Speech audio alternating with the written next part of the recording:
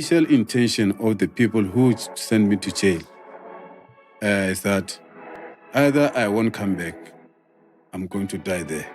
He's the one supplying the drugs in Gauteng. So now, the National Commissioner, get these people, they find the cargo, they took it from them. Fuck me. Wait. When Senzo was about to receive that, that's when the bullet came. Yo. And I cried for the very first time, very serious. My brother died when I was in jail. Through a heart attack. You see.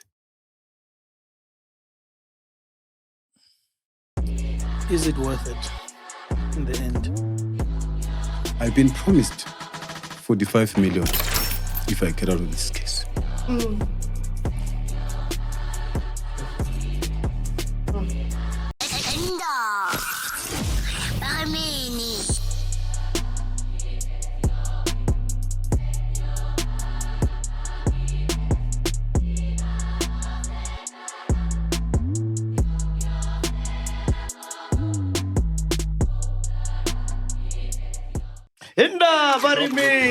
We are back, ladies and gentlemen, with a special episode. One of the craziest interviews we've done ever. That was insane. So we had Advocate Teffo in the building.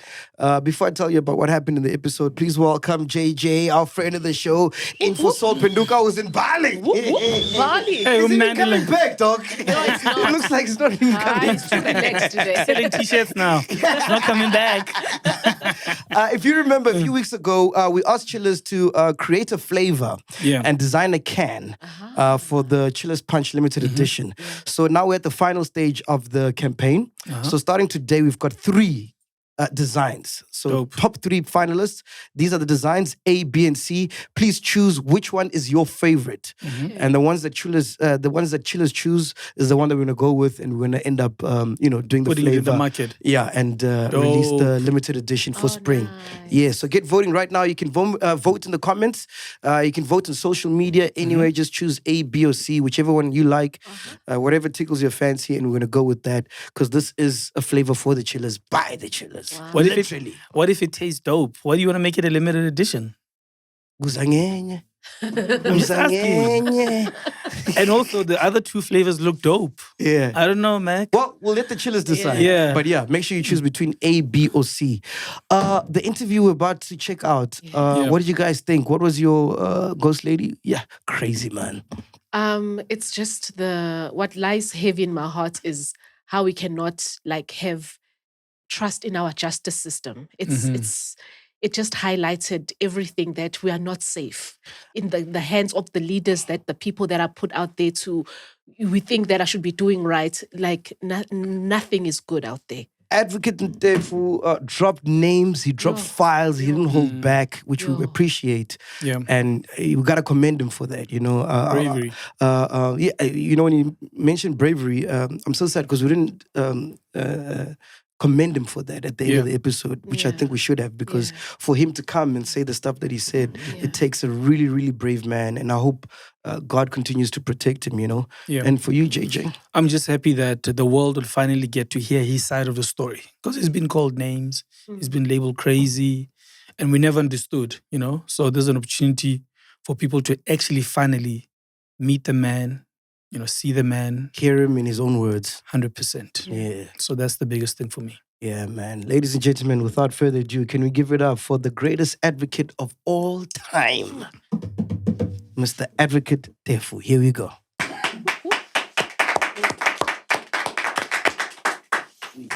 All right, ladies and gentlemen, please welcome the most wanted person in the country right now. They probably have a sniper on him right now. Can you close the doors there? Close the curtains there. Make sure. Are we safe? Ladies and gentlemen, make some noise for Advocate Daniel Teffo. Welcome, sir. Thank you so much for your time, man. Thank you for having me, MacG. Yeah. I heard that you were a police officer before you became a lawyer. Yes, indeed. But I will sound like an old man if I say I disclosed the age. We're all old here, Chief. We're all old here. No, I'm joking.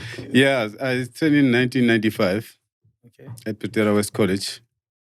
And then my first station was in Pretoria. Yeah. Oh, sorry. Let me just move this. Yes. Yes, thank you.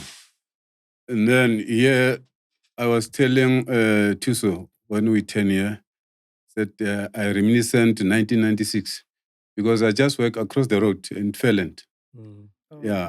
96. Then year 2000, I got transferred. I went to Sandton. I worked in Sandton until 2005. I went to Pretoria. Yeah, Pretoria, that's where I worked until I resigned in 2014. So you were like a proper cop? I was, Bobby, on the trap. I was patrolling here. Did you ever shoot anyone? At the college, I was... actually, you said before we start, if we are saved, the sniper and everything. I was number 3. And musketry, yes, in shooting. Wow. Yes. Okay. So I know all the sides of sniping and then I know how to Google and then to shoot in the right target at the right time. Yes. So that's why I'm not so scared. Whatever is happening here is a small thing. Beautiful. And then because God has prepared for me this. He saw it coming one day. 100%. Yeah. How do you get into law then? Because I know you've got is it a PhD in education or an MBA? What do you have? You're promoting me. I don't have PhD. What are your qualifications? What do you have? Actually, my qualification, it's firstly is a police diploma, as I was in the police. I've got the labor relations. Those I got along the way when I was still at the junior ranks. And then, lastly, I've got the LLB. It's the highest qualification I do have in relation to the law. And I studied my LLB while I was in the police. I did that as a full-time, but not like I resigned from the police. I studied full-time. By the time when I started, I was working like in the uniform. But later when I started, I was in the detective. I then revert back to the uniform. Because in the uniform, you've got the time. You are working 4 days, 4 days in, 4 days off. So I had literally 6 days actually to attend the classes. So I was I started at Vista in Mamelodi. So I often make a joke to say, it's like I'm got more qualifications because I've got about 3 students' numbers for 1 qualification. You see? So I've got a student number for Vista, Mamelodi. Then the first year that I started at Vista, there was a strike for a period of it was regarding the financial exclusion. Yes. So strike started somewhere in February until we returned to the classes after Good Friday. So then we went through that year and then realizing that the following year, when you are studying part-time, now I've got I'm matured. So that time you are full-time, you've got some of the newly the registered student. So myself, I was concerned about the time. The time was not on my side. I just wanted myself completing this 4-year degree. Yes. So the following year, I went to WUDEC. WUDEC is Vista University Distance Education Campus, which was in town in Pretoria. So now I'm in my 2nd year. Then WUDEC is not like a semester. Like when you are at Vista, it's a first semester 6 months, second semester another 6 months. So Vista, WUDEC was like the whole year. You write exam at the end of the year, October, November. So I took about 22 modules when I was at WUDEC. Yeah, so come the end of the year, we wrote the exams. I collected 18. And then I not failed per se, but 2 of 4 gave me agrotet. So I did write the 2, then I collected them. So I had, out of 22, I had 20 modules collected that year. So I carried over 2 to the third year. Then the third year, that's when started that issue of, I think you'll remember, the merging of the institutions, the universities. Yeah, so VUDEC, as it was a distance education, merged with the UNISA. And then Vista Mamelodi merged with the UP, University of Pretoria. Then, by that time, I was still working in Sandton as a police officer. So, for being at VUDEC, which is part of Vista, now I wanted to come back to Joburg. So I had to go to Vista Soweto, which became UJ, merged with the RAU. So I became the UJ. In my third year, I became the UJ student. Yes, I've been at UJ Soweto for a year. The following year, which is the last year, final year, is then we relocated to Auckland Park full time. Yes. Okay. Yeah, so I graduated on the 3rd of April. No, 3rd of March. 2008. Wow. Yes. Congratulations, man. Round of applause to you, man. Round of applause to you. So where I want to start, where, this is something the whole country's been talking about. And I just want to get your insight on this because you were one of the first people to go out and say that, some of the SAPS, they're in bed with drug cartels and everybody laughed at you. But recently, General Mkhwanazi, ne? Mkhwanazi, ne? Lieutenant General. Yes. Yeah. He had a press briefing where he was alluding to the same things you were saying. Yeah. Where were you and what did you think when you saw that on TV? Yeah, man. Let me say this, actually. I got out of prison. Okay. Firstly, let me say, I was arrested on the 1st of August, 2023.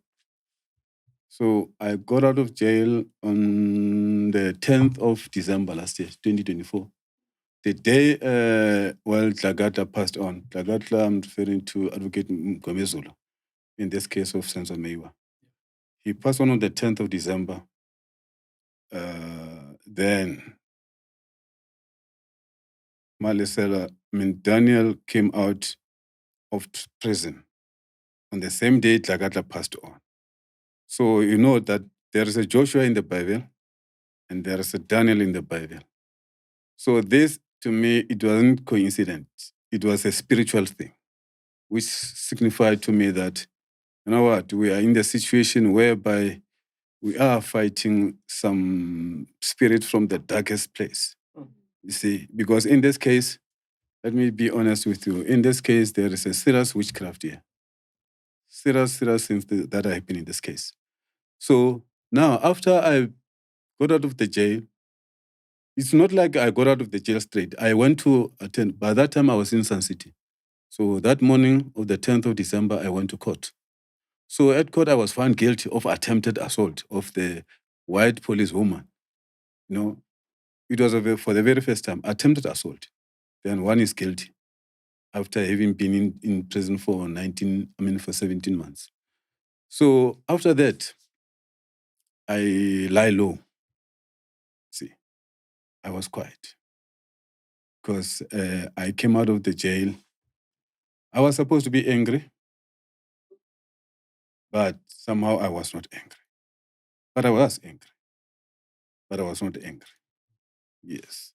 I didn't want to be this victim of my situation, you see. Because according to me, I believed that there was a reason for me to be in jail, even though I was not even charged. You see, that has never happened anywhere, where a person can be in prison but was not even charged for any wrongdoing. But I have to lie when I was in prison because, I have learned a lot in prison. I was relocated at the single cells. where they called it a high-risk area. Like a person of my caliber and others who got arrested, they stay in the single cells. But after did you meet anyone that you put in jail? Pardon? Did you meet anyone that you put in jail? Fortunately not. Because, no, remember, when I got to jail last year, I was how many years since I left the police? 2014 to 2024. About 9 years, yeah. Was 10 years? 10 years, 10 years, 10 years, yes. Yes.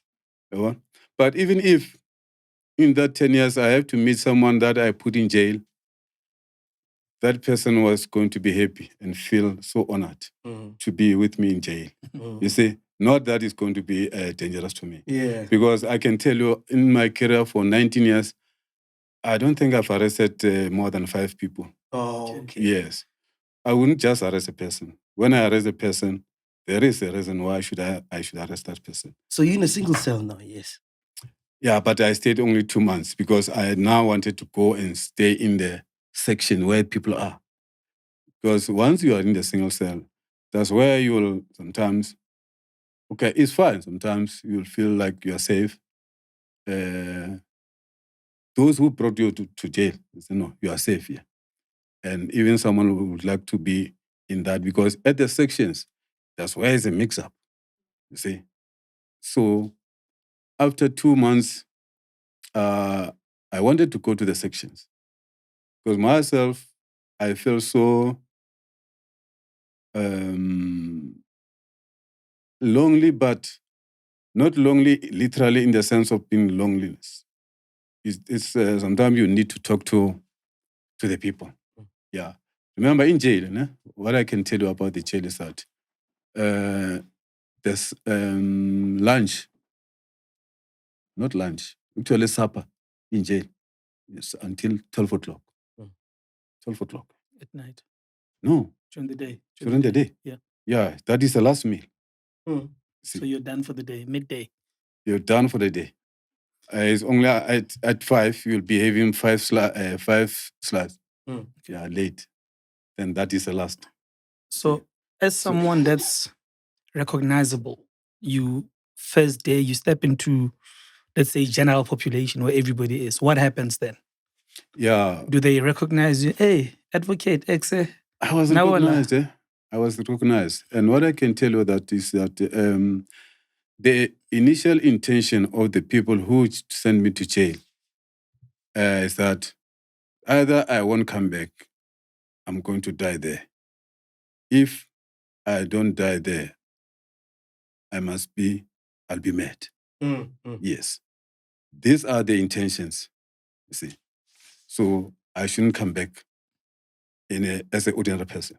If I don't come back with a mock bag, I should come back as someone who is insane. Then I can be declared unfit to practice as a lawyer. And there were no attempts on your life while you were in jail, no? No one attempted to kill you while you were in jail? No, like I'm saying, when I was in jail, actually I started in Kgosi Mampuru. In Kgosi Mampuru, I spent 9 months. On the 9th month, I got the bail, 1,000. So when I got the bail, immediately I paid. So when I was thought that I would be going home, they said, no, remember you've got the case in Johannesburg. So now you don't go home. People from Johannesburg, the police from Johannesburg, they will come and fetch you on Monday, which was going to be the 29th. Remember, I got the bail on the 24th of April, 2024. But now they didn't want me to go home.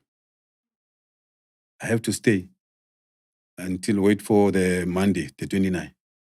So now, if I got the bail and I paid the bail from the 24th until that 29th, I'm illegal in prison. You see. But they didn't care. I have to stay there until Monday when the people from Johannesburg, the police, they come fetch me at Kgosi Mampuru. And during all this time, no one tried to kill you? Like no one came into your bunker or something? Or poison your food? I have been poisoned. You were poisoned? Yeah, Kgosi Mampuru. December 2023. Through the chicken licken. That was smeared with the poison. Who was the chicken licking from? One of the inmates at the single cells. So this was planned, but now, as I'm speaking now, it is there, but it was fortunately, I would say fortunately, because it was December of 2023. Then April 2024, that's when I got the bail. That's when I have to go to Johannesburg. So it was like this would be a slow poison. Oh, slow poison. Yeah, yes. It was diagnosed while I was in Johannesburg prison. Yes, by the doctor. You see? And that had impact also. Do you see my fingers here? Mm. Yes. Your fingers, your nails are gone. Nails are gone. You see? Is that the poison? It's that impact of the poison. Yes. You keep using this word, they. They thought I will never come back. They wanted me to be in a body bag. They poisoned me. They. I think you know what I'm going to ask you next. I sense that.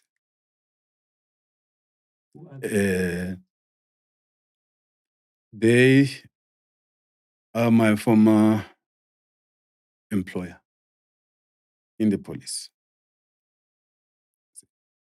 In the LPC. So all these things that you've heard about me, that I'm struck of the role, that is not true. It was wished that I can be struck of the role. What happened is this. From my subsistence in the police, for the better part of my life as a police officer, I've been activist in the union.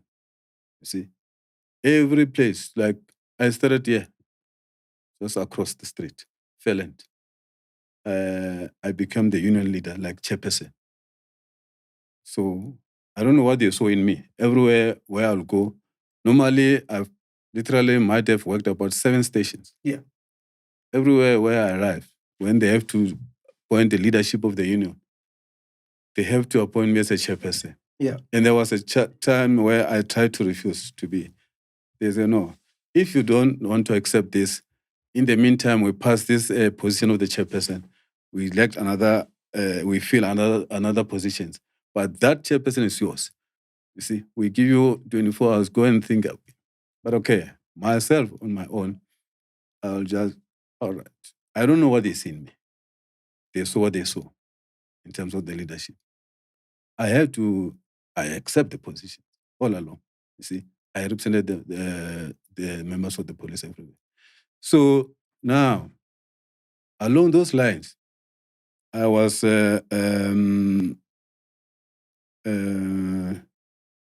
ruffling the feather somehow, somewhere.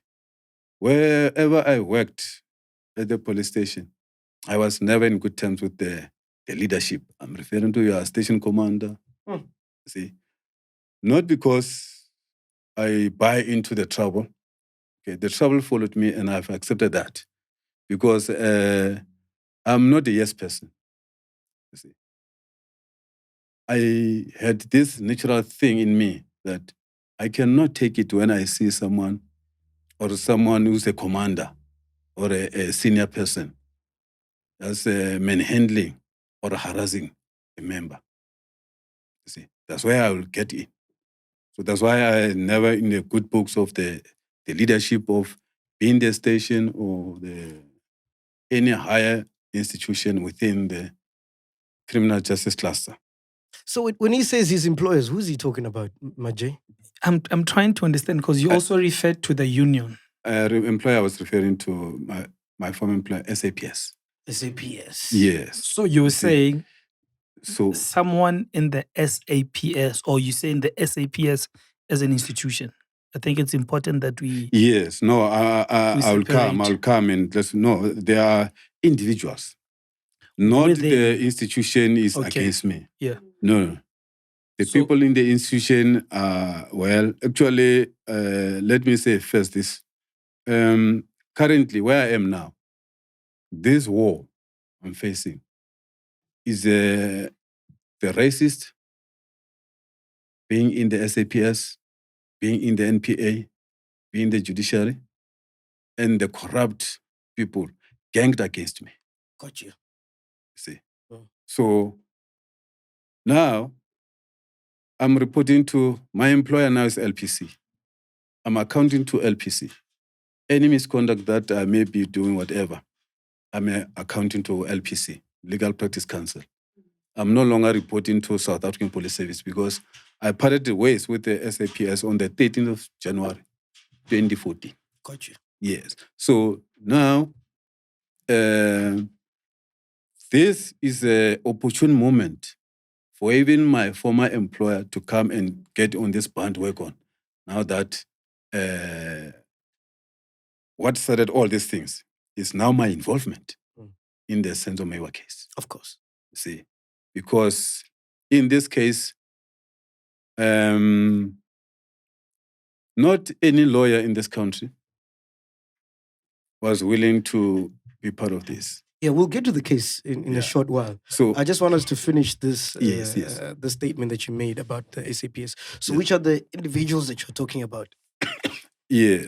So in relation to the issue of me being struck with the role, actually the SAPS people, I'm referring to the lieutenant.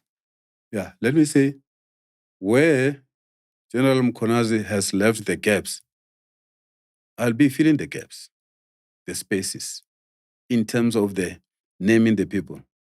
And I must just warn you, if you want to warn me not to name the names, but how do you know that I'm speaking the truth if I don't name the names? I don't attach the name to this incidents. That is troubling me. You see? I'm going to say the names. Yes. Yeah, and literally so. Yes. So after I got into this case, then it was realized that some people in the SAPS, they informed the people in the NPA. Say, no, you know what? You got this guy. He's a trouble to us in the SAPS. We fire the members here, he's representing them, we bring them back. So now, you must know that he's going to crack this case. And someone who's got these hands in the cookie jar, insofar as the Meyiwa case is concerned, started to be concerned in the NPA. And here I will say specifically, I'm referring to the prosecutorial team led by Advocate George Baloyi, the prosecutor, leading prosecutor in this matter. I'm saying this because I find something out, but which I will say it later. Of course. Yeah, when we are in this matter. Yes.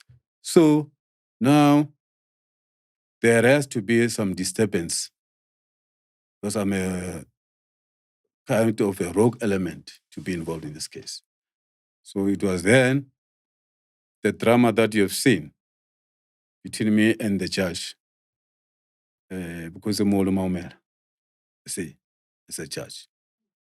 So there were some issues that has to torment me so that I cannot relax until I just quit out of my own volition.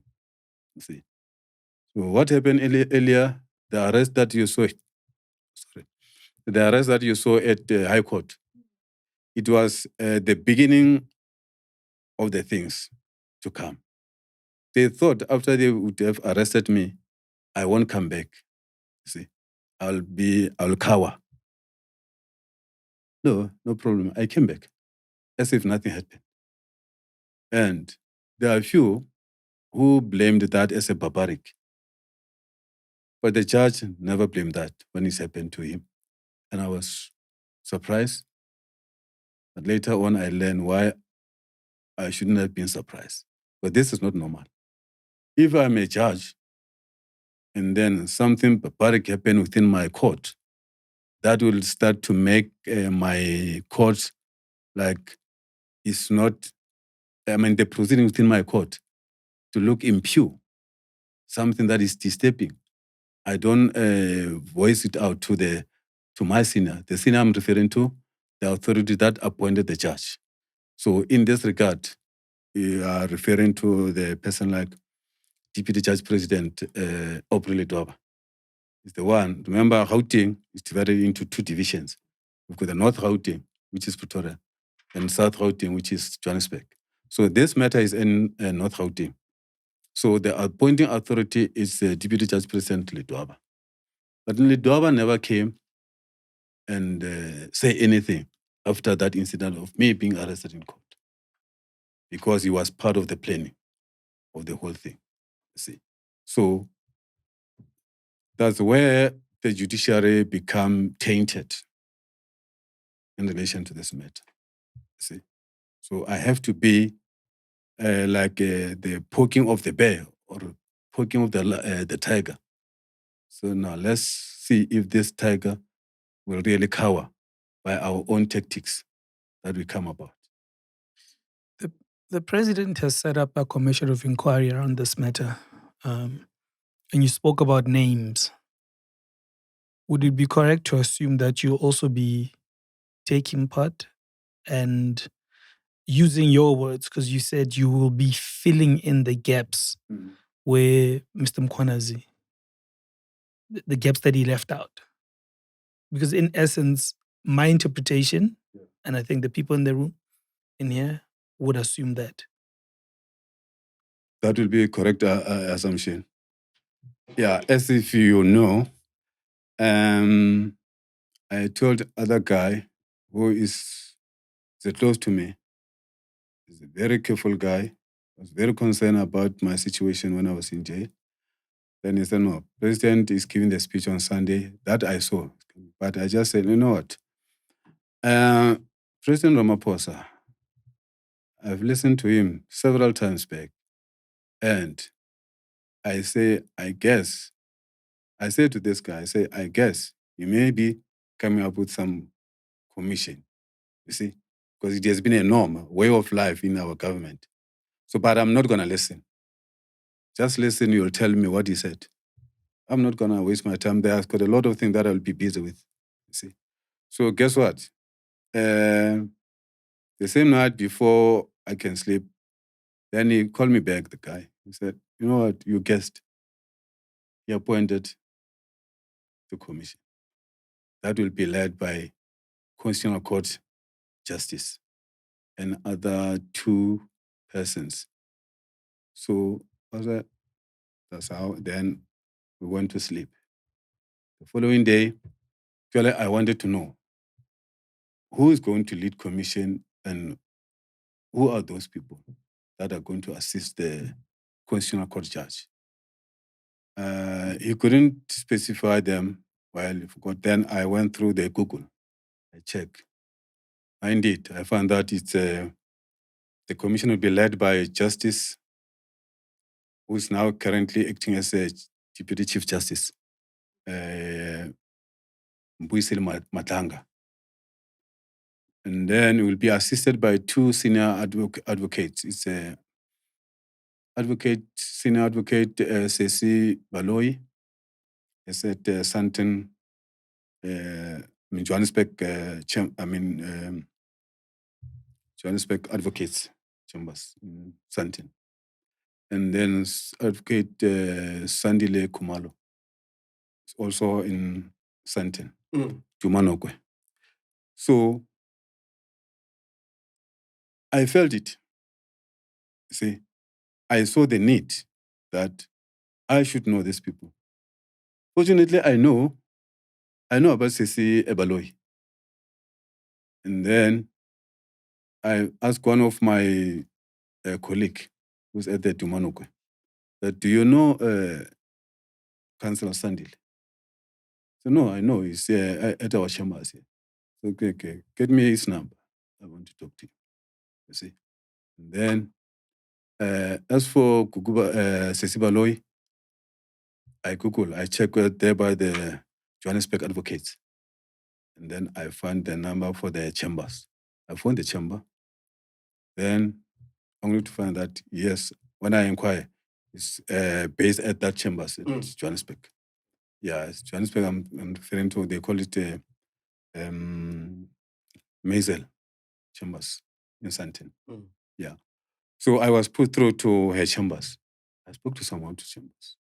And she confirmed, this is the chamber of Kgosi Baloyi. Then I said, I'm so and so. The voice of the lady welcomed me. Then it was nice. Nice talking to you, Adv Teffo. Yeah, I said, no, the reason for my call is that last night the president has appointed the commission, and it will be led by the Constitutional Court judge, and one of the assistants will be Senzo Baloyi. He said, yes. I said, no. The reason I'm calling is because in this commission, I will be the first complainant. That's what I said. You see? So, all right.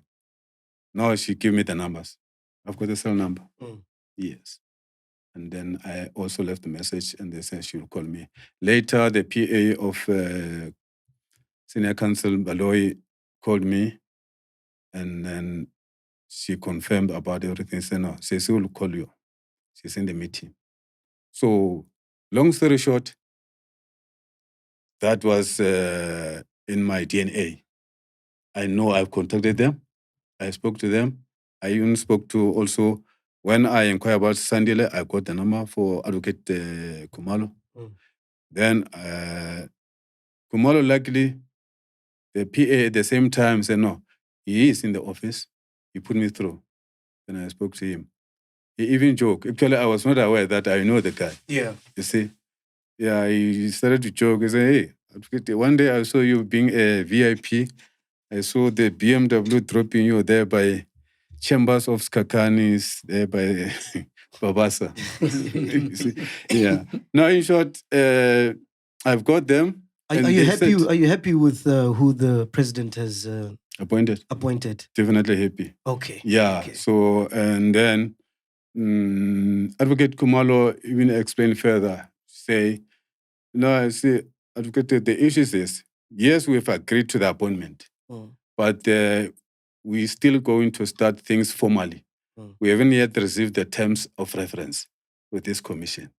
Yes, but as soon as the things are happening, then we know that you are on. I want us to go back because I'm a bit slow, man. So I don't know if you announced the names of the employers you were talking about who wanted you dead in prison. Did he announce? No, he just said it's his former employer. Yeah, and there were issues of him. Okay. People getting fired and he'd bring them back to work. So which are the names? All right. Okay. Yes. People who are my enemies now, it's the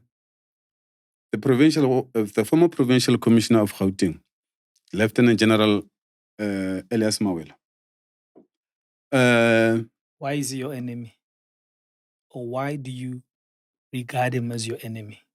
Yes, because I know that when Ndlovu talking about the drug cartels in Gauteng,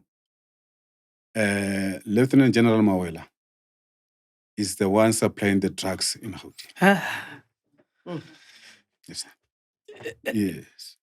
So that is the cause of enmity, because now what? I know, talk about the general in Gauteng.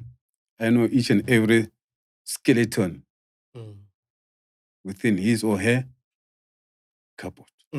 Some, they just don't have the smaller skeleton. Actually, they are, the gorilla skeleton. They are different. They are different in size. So it's him. Yes. Who else? Who else is your enemy? So Mawela, this issue of me being struck off the road is the thing that brought by Mawela. I didn't take. I've got the one of the document here. You need your bag? Yes, please. Yes. Yeah, that I will show you. It says. No, I'll get your bag. All right. Yeah. No, I want to, because I'm a pragmatic person. I'm practical. I'm not a theoretical person. You see. So you've got proof of the drug allegation you just made, because that's a very serious allegation, serious and dangerous statement to make. I know. To label somebody, yes, a drug dealer on. No, the drug supplier, not a drug supplier. What's the difference? Yeah. The dealer is the dealer okay, dealer and supplier, ne? When you supply, you receive something from somewhere, okay? And then you distribute in your area. So is that the dealer or the supplier? And the dealer, no, this one is a supplier. So you're accusing him of that? He's a supplier. Yes. I'm not accusing him of that. I know him is doing that. Yes. And I believe in podcast and chill. It's we are viewed, yeah? It's got the big Hey. big viewership. Hey. Yes. No, and He's an answer. I need alcohol. I need alcohol for this. Yesterday I said we are the biggest podcast in South Africa. I say someone somewhere can say we are also biggest, but I said no, I believe you. We are biggest. I mean, I'm coming. I show you I'm coming to the biggest. So what are you about to show us now? I want to show you why I'm saying the involvement of Mawela. Okay. Yeah, because you said you have to see the proof. Of course. Mm-hmm. You said the proof is in so the who's proof. Mawela now? Mawela is a former provincial commissioner of Gauteng. Okay. Yeah. SAPS. Yeah, he since retired on what is this 2005. Look, as a legal person, yeah. I'm assuming that you understand the magnitude of the claims that you are making. Yeah, you can take disclaimer. You take disclaimer. We've got a disclaimer. Yeah. Don't worry about that. Okay. I have to take a disclaimer. Isn't that I've won? I'm sweating. Isn't that I've won? Yeah, that the names are going to be attached. Yes. Mkhwanazi, just say the filling in the missing words. I don't want to fill in the missing words. Maybe as if he knew that I didn't speak to the Mkhwanazi. But I have to feel. Yeah, you see now this. Yes. You see this thing of LPC that I was telling you about. Okay. Yeah, just go through it, and then this is another page that you should go. Okay, so it says that complainant by the South African Police Service. We refer to our letter 12th of March 2020. A note that you have failed to provide us with a response. Should we not learn from you within the next 14 days? Your conduct will be referred at an investigating committee for consideration. Yours faithfully, Mr. J. Fourie, Senior Legal Official, Disciplinary Department. That is for LPC. Okay. They were so-called investigating me, for which I don't know. And then you can now come to read this one.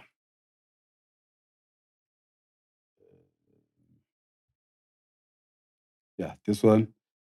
Start with the inquiry. Yeah. Okay, inquiry. Who's the inquiry? Reference, inquiry, Lieutenant General Mawela. And then 8 says Mr. Thenius Grobler, Director, Gauteng Region Legal Practices Council. And B, Mr. J. Fourie, Senior Legal Official, Disciplinary Department, Legal Practices Council. And then A and B, request for an urgent investigation by the Legal Practices Council into the conduct of Advocate Malesela Daniel Teffo. Don't read my ID. Yeah, ID number 07. Don't read my ID. On the 27th of September 2019, Acting Judge Musa ordered that the conduct of Advocate Teffo be reported to the Legal Practices Council as a matter of urgency. On the 4th of October 2019, Judge Fisher granted an urgent interdict against Advocate MD Teffo in the South Gauteng High Court on behalf of the South African Police Service and the State Attorney Johannesburg. It is requested that the LPC urgently conduct an investigation into the conduct of Advocate MD Teffo. There have been multiple incidents and complaints which require an urgent attention and intervention of the LPC. Number 2, incident on the 20th of August 2019 at the Johannesburg Labour Court. On the 20th of August 2019, Ms. Cindy Manichana from the Johannesburg State Attorney was in... Yeah, it's up to that. Boom. Yeah. So how does that prove drug supply? Because I heard nothing about drugs there. Yes. No, this is a proof of the link, the enmity. If you understand what I'm saying. The enmity in the sense that the first page says that MacG wrote, said complaint by the South African Police Service. Actually, South African Police Service complained against me to LPC. Yes. No, that I get. Yes. I'm saying, so, I was thinking that you said this person supplies drugs. I hear you. You're going to show me a document that says, a picture, something, or a court document, a confidential document, so that, because the information you just shared is very sensitive and dangerous, and it's people's names. So I just want us to, when you share such information, the viewer probably is thinking as well, let's see this evidence that says this person is a drug supplier. I mean, you more knowledgeable about law than I am, but I'm just, I thought I was going to see that or hear that. Okay. Telling me about being knowledgeable about the law than you, but you are the host. You're asking me the questions, and I have to answer the questions. Then, firstly, what I will do as a legal person, I have to what do you call nexus? Nexus is a chain to connect. Okay. And then I've come to the end. You see? So we're going there. Okay. We are going there. I'll be patient. I'll be patient. And I learned to crawl. They say Rome was not built in a day. Okay. And then in terms of us as a human beings, you cannot be born today and then you're working. So you see? We're at the foundation now. And I'm not being sarcastic or being what do you call this way? No, but I get what you were saying. Yeah. So actually, I start with you from the beginning, then you can walk. And you are with me. Yes. So can you walk us to the yes, to the walking? Because the question is, who are your enemies? And I think you've only named two so far. Yes. There's more, right? There's more. Yes. Can you lead us to the rest of the land? Yeah, but now for the sake of us having everything. No. Promised land will be there. Mac wants the whole list of the enemies. So we're at number 2. Yes. Let him walk us through. Yeah, you see now. So I wanted to say to you, when I bring this to say, look, why I named this person, and he read the name of this person here. And this document is a document of LPC. Yeah. You see? So after I resigned from the police, I was representing the police members inside before I left as a unionist and everything. Even after I left the police, I haven't lost from the police. I'm still representing them. You come to my office, you will think that you are in the office of the union. You see the files there, captain, colonel, constable, sergeant. You see, these people followed me because they know my work. I've bring back the people from in the police who have been lost the job as far as 21 years. Yeah, you mentioned. Yes. So you're still practicing. But yes, I'm practicing, of course. Okay, so yes, you were never struck off the Actually, road. I started practicing actively from February. I resigned on the 13th of January 2014. Then February 2014, I started practicing. From that time until to date. Okay. Yes. So now here on the road to Damascus, as MacG asked that is that. So now you can see this is a document of LPC. You see the emblem of LPC. Yeah. Yeah. But now we have. Get it on camera shots. It says complainant is South African Police. Yes.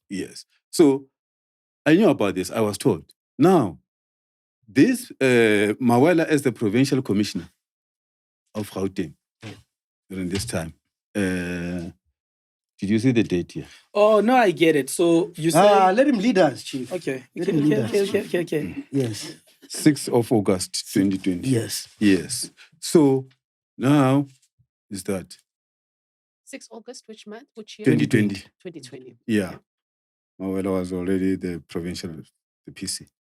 Yes. And he was appointed, he was brought there by Cele. Mawela was he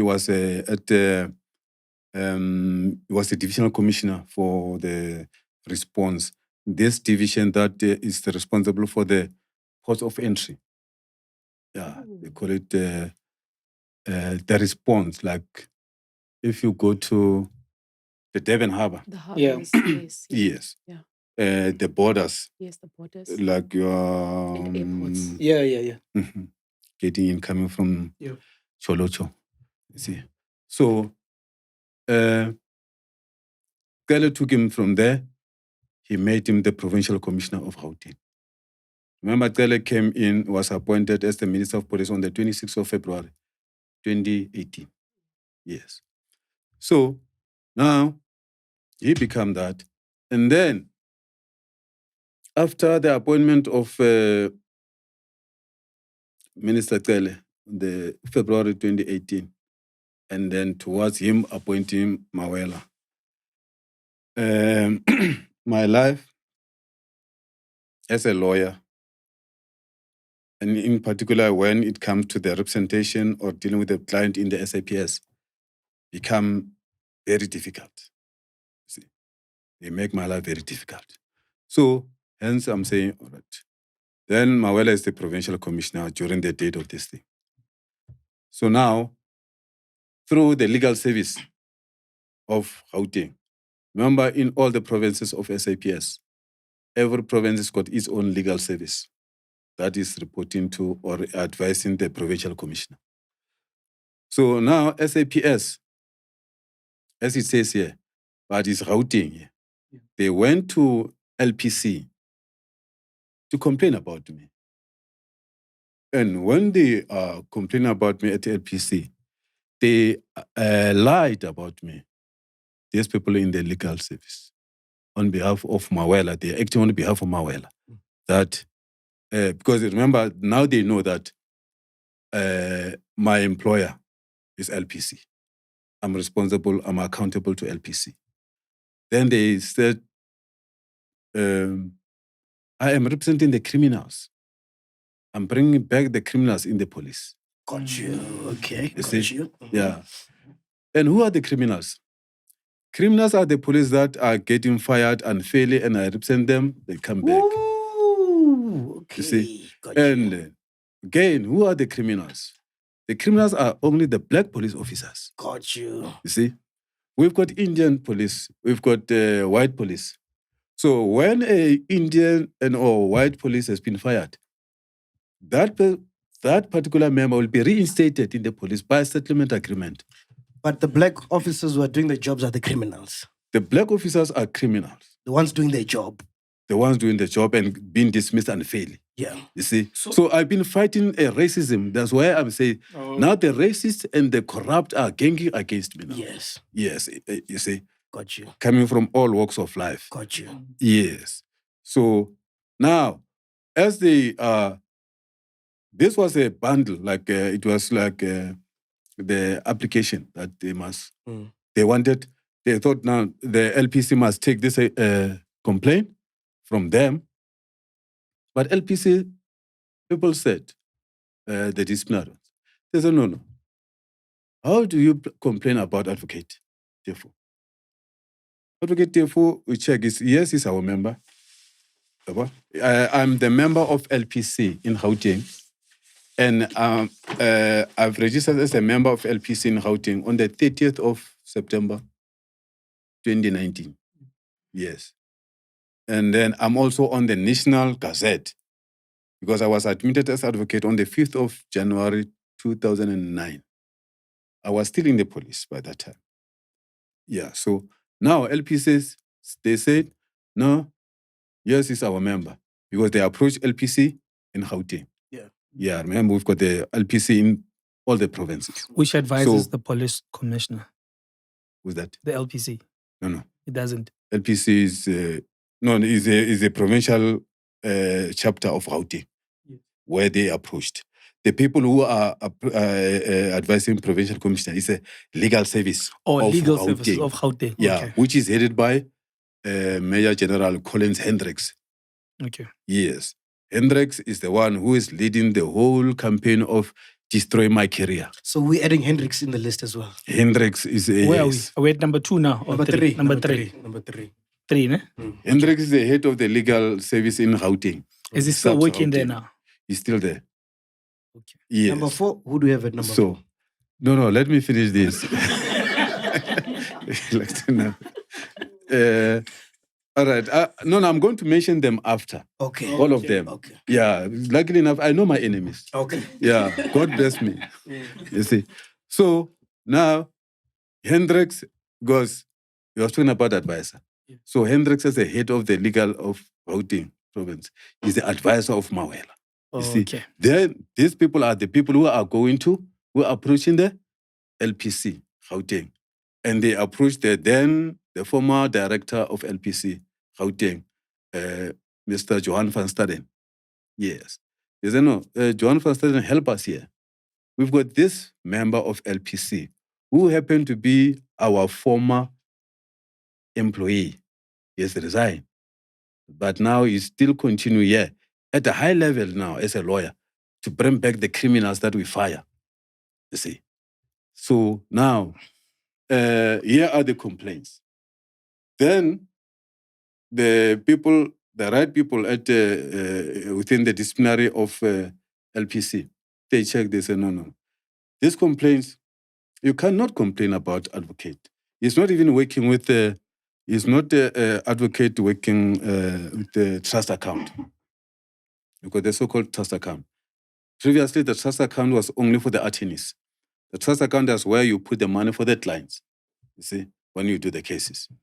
So you come to me, you say, no, look, there is a problem of... You know why we want you to speed up the conversation? Because we've got so many questions. Yeah. Okay. And you're taking a long drive. Oh, okay. You know, it's a TikTok generation. We need to get to the... Yeah. Because we've got so many questions and I don't want to talk about one topic for an hour. Sure. Yeah. I don't know if I'm making sense. Yeah. You know what I mean? So Right. if you can just get to the point as quick as possible. All right. Yeah. Let me say, long story short, is that when these people present their complaint to LPC against me, Yes.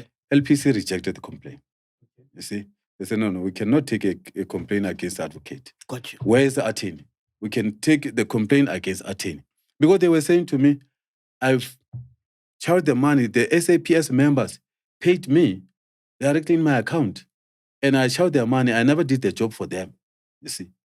So now, they say, no, you cannot come here and complain on behalf of the police officers that they paid Advocate Teffo. Even if it's true they paid him in his account and he charged the money. But you are not the right person to complain. We don't take your complaint. Yeah, let those members come and complain. You are talking about the man and the woman. You see? So it's fine. Thereafter, they realized, no, this guy has escaped. Now they went to the former director, John van Staden. Then they even approached John Staden approached the High Court, Deputy Judge President Ndlovu. Ndlovu advised John van Staden, said, okay, you and the police, let the police be complainant and do the application that would be brought here at the High Court. And then I will appoint 2 judges to deal with the application, to strike off Teffo from the road. That's how they brought the application. Without having entertained the process within the LPC. You see, mine just jumped to the High Court straight. That's why you've seen on the 4th and the 5th of August 2022, I was at Pretoria High Court before acting judge Bokako and Nyati. Yeah, they were... Actually, that was a disciplinary hearing. At the same time was the application being entertained, which the process of LPC never took place. So they say on the 4th and the 5th of August, when they finalized that, they reserved the judgment. The judgment came on the 16th of September, 2022. whereby I was training all over that I'm struck off the roll. Yes. And for which that was a fraudulent application that was brought. Even the case number is a case number of another matter of Johannesburg. Yes. So in conclusion, who are the enemies? Can you name them? So from the police, my enemy is firstly, as I said, the Lieutenant General Elias Mawela. Got you. Yes. Major General Collins Hendricks. Got you. She was then a brigadier. Brigadier Janice Bukes. Colonel Sarita Smith. Brigadier Stolz. And Colonel Singh. Okay. These are the people in Gauteng. Yes. Those are Gauteng ops. These are Gauteng ops. Yeah. And then they are working with the Bloemfontein, Free State. Okay. The Provincial Commissioner of Free State is Lieutenant General Baile Brenda Mutsenyane. Yes. Now is colluding with Gauteng. Got you. Towards you look into that judgment purporting to strike me off the roll. These people are there. Okay. Now, I want to go back to the first question I asked you, before we get to the Senzo Meyiwa case, right? I asked you when you watched the general's press briefing, because he also named names in his press briefing. When he talks about how the SPS is working with the drug cartels and they are supplying this thing, in your words, you know what I'm saying? What does that look like in layman's term to a normal South African citizen? What does that world look like? Well, what's going on there? Can you just explain and maybe add on to what the general was saying, if you agree with what he was saying in that press briefing? Yeah, right. Actually, what General said is not everybody in the police that know about that. See, there are those who know about it, but those who know very much close to that the incident, they won't come out. They are captured. You see, General Mkhwanazi came out because he is General Mkhwanazi. He's a PC now of KZN, you see. And that's true what he said. I know for sure that I said, that some of the things that he said. And I even know, for example, issue of the drugs. I'll give this scenario now. There was a war between the Minister of Police and the National Commissioner of Police before the current one. Yeah. So let me talk about the version. Let me give you the scenario of that before the name can be attached, if they are going to be attached. Okay. So it was in 2019. The cargo was intercepted at the port of entry in Durban. This cargo was from South America. So there's a container that had the drugs. See. So now, having been intercepted, interception, I mean, the police busted it. Yeah. And then it was among the things that have to be offloaded in Durban Harbour. So now that cargo, it now happened to be known, it was reported now to the minister, to the National Commission. So it started the tug of war. Because now the minister and the National Commissioner started to fight over the cargo, the possession of the cargo, of the drugs. You see? So minister knew first, and minister sent his people to go and take the cargo and put it somewhere else. You see? And then the National Commissioner knew that minister sent his people to go and take the cargo, they put it somewhere. Then Minister wanted National Commissioner, no about that. Started to, hey, Mister, why did you do that? You are not responsible for the operation. I am responsible for the operation as the National Commissioner. Yeah. So you are responsible for the policies. You see? The cargoes and everything, you are not supposed to interfere in that. No, that one he said, no, you can go to hell. You should not take it. I'm also responsible for the crime combating as well. You see? And we know that minister, you would hardly find him in the parliament. He's always in the street. You see? So now, the National Commissioner, get these people, they find the cargo. They took it from there. Fuck me. Wait. Okay. I need to understand something. Yeah? Yeah. Where was this cargo? Was it at a private place somewhere, or was it within?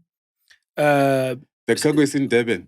Yeah, but was it stored in like a police facility, or it was stored in? No, I won't say location. What I'm saying, the minister heard just about the cargo, send these people, they go and put it somewhere. Okay. That cargo, whether private or public, is another thing. But it was stored. They are taking that cargo. It was stored safe. The reason is that they're taking the cargo. Yeah. They take it. They don't want the National Commission to have access to it. Yes, so, I'm saying they stored the cargo for it to be used as evidence, or by Kwaga. No, by Kwaga. Yes. By Kwaga. Get minister, you are like. Yeah, and then it's like a movie. Marcos. Yes, and then the National Commissioner. Yes. Then got his own people, because among those people who were being that, I can say we are 5. I'm MacG's man, but some of the things that MacG is doing, I don't like this. You find I'm a double agent. Yeah. Of you course, see, of course. I will come and tell you, hey, where is the cargo? Yeah, but don't say it's me. You see, okay, no, get your people, everyone, then. So National Commission now has the get his own people. Yeah, to get the package. Then they find the cargo. So they remove the cargo. Yeah. From where ministers men put it, and where minister know it is, where it's stored. They took it to their own place. Slow down. Are you not following? No. I'm trying to. When they take it or when they confiscate it, right? Is it a police, like is it a legal operation, or you're not supposed to be? This is all illegal, bro. It's legal. This is all illegal. Yeah. This is all illegal. Are you not following? No, I am, because I'm trying to make sense. Yeah. Okay, no. Sorry. Continue. Are you with us? I'm here.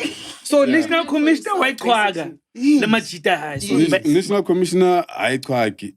Illegal, because National Commission is for the operations. Okay. Yeah. Why Kogangi Minister? Yeah, that's what I was asking. Okay. Yes. So it's a continuation of his operation that initially confiscated it. Yeah. Okay. That's what I was asking. No, the other thing that I can tell you, actually, during that time, myself, that National Commissioner was my boss. So Commissioner and even the minister. Uspanning at the time. Yeah, even the minister. The minister, based on my background, the minister is my former boss. Okay. At one stage, he was a national commissioner, this minister, and he was fired. I was just trying to establish when the national commissioner or confiscated, spanning, like he was at work. That one is a work. Okay. Because it's for the operation. For the operation. Yeah, remember Are you following? That is the cargo intercepted. Okay. You see, he was now taken illegally and put somewhere by the person who's not supposed to be there. Okay. Because this person is not responsible for the operations. He's responsible for the policies. So the operation continues now. They fetch it, and then now it's in police presence. Then the operation or the cogman of the national commissioner. Yeah. Then they are legal when they take it where it is. Are you following? It's not supposed to be put there. Okay. It's not supposed to be put there under the auspices of the minister. Now it's within the state. Now it's state property. Yeah. Yes. And then the national commissioner delocate it, see, and put it at his own place where you want it. Okay. In terms of access now. Yeah. Now it's left there. It's left there. Durban, it comes to Gauteng now. You see. So, minister is comfortable in Durban. It's his territory. Then the national commissioner bring it to Gauteng. You see. Then it was somewhere in Gauteng. You see. Now thereafter, you know, when you have stolen something and you put it somewhere, someone steal it, it's more hating.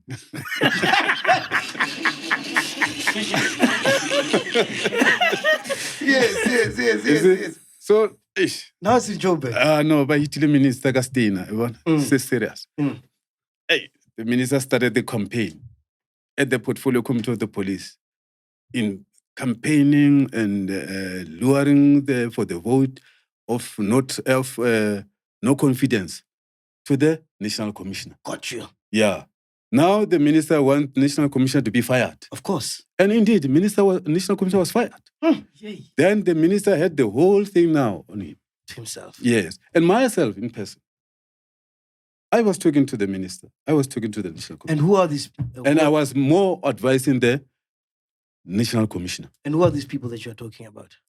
Yeah, we'll talk about them. Let me finish this one. Okay. Yes. You want names, right? Okay. All right. No, but sometimes I can leave the touch, it's fine. But now you get the story. 100%. And you get the illegality. 100%. Yes, the message has been brought home. So now I said to the national commissioner, I said, look, you are responsible for the operations. You see, this national commissioner, I've been close with him before even I resigned. You see, he was at the head office. When I resigned, I was at the head office. So some of the issues, I will advise him, I'll tell him. Then, but by the time, 2019, I'm out in the police. But we are still talking. You see, I said, why can't you arrest the minister? Because you are the national commissioner. You've got the powers to arrest the minister. Because what he's doing is illegal. It's unlawful. You see? And then General Sithole said, no, I understand you. I hear it. But now, I cannot even try to arrest this man. Because he's a right-hand man of the president, Ramaphosa. Yeah. Now he's the Bheki Cele, this minister. The minister's Bheki Cele? Yes. Okay. You see. And the national commissioner is? General Sithole. General Sithole. Yes. Okay. You see. Then, Khehla Sithole was fired by the president. You see. But even before then, even myself, I brought the case at the Pretoria High Court against the president, compelling the president to fire both of them, actually. You see, because they were fighting. I've written a lot of letters to the president about the incident of those people. Okay, so let me get this straight. We've watched a lot of Narcos movies, right? To kind of understand what's going on, right? Yeah. So essentially, please correct me if I'm wrong. Yeah. So what's happening is that the South American, there's drugs coming from South America. It arrives. They arrive at the KZN port. They're allowed to arrive, and they have a place where they must go, right?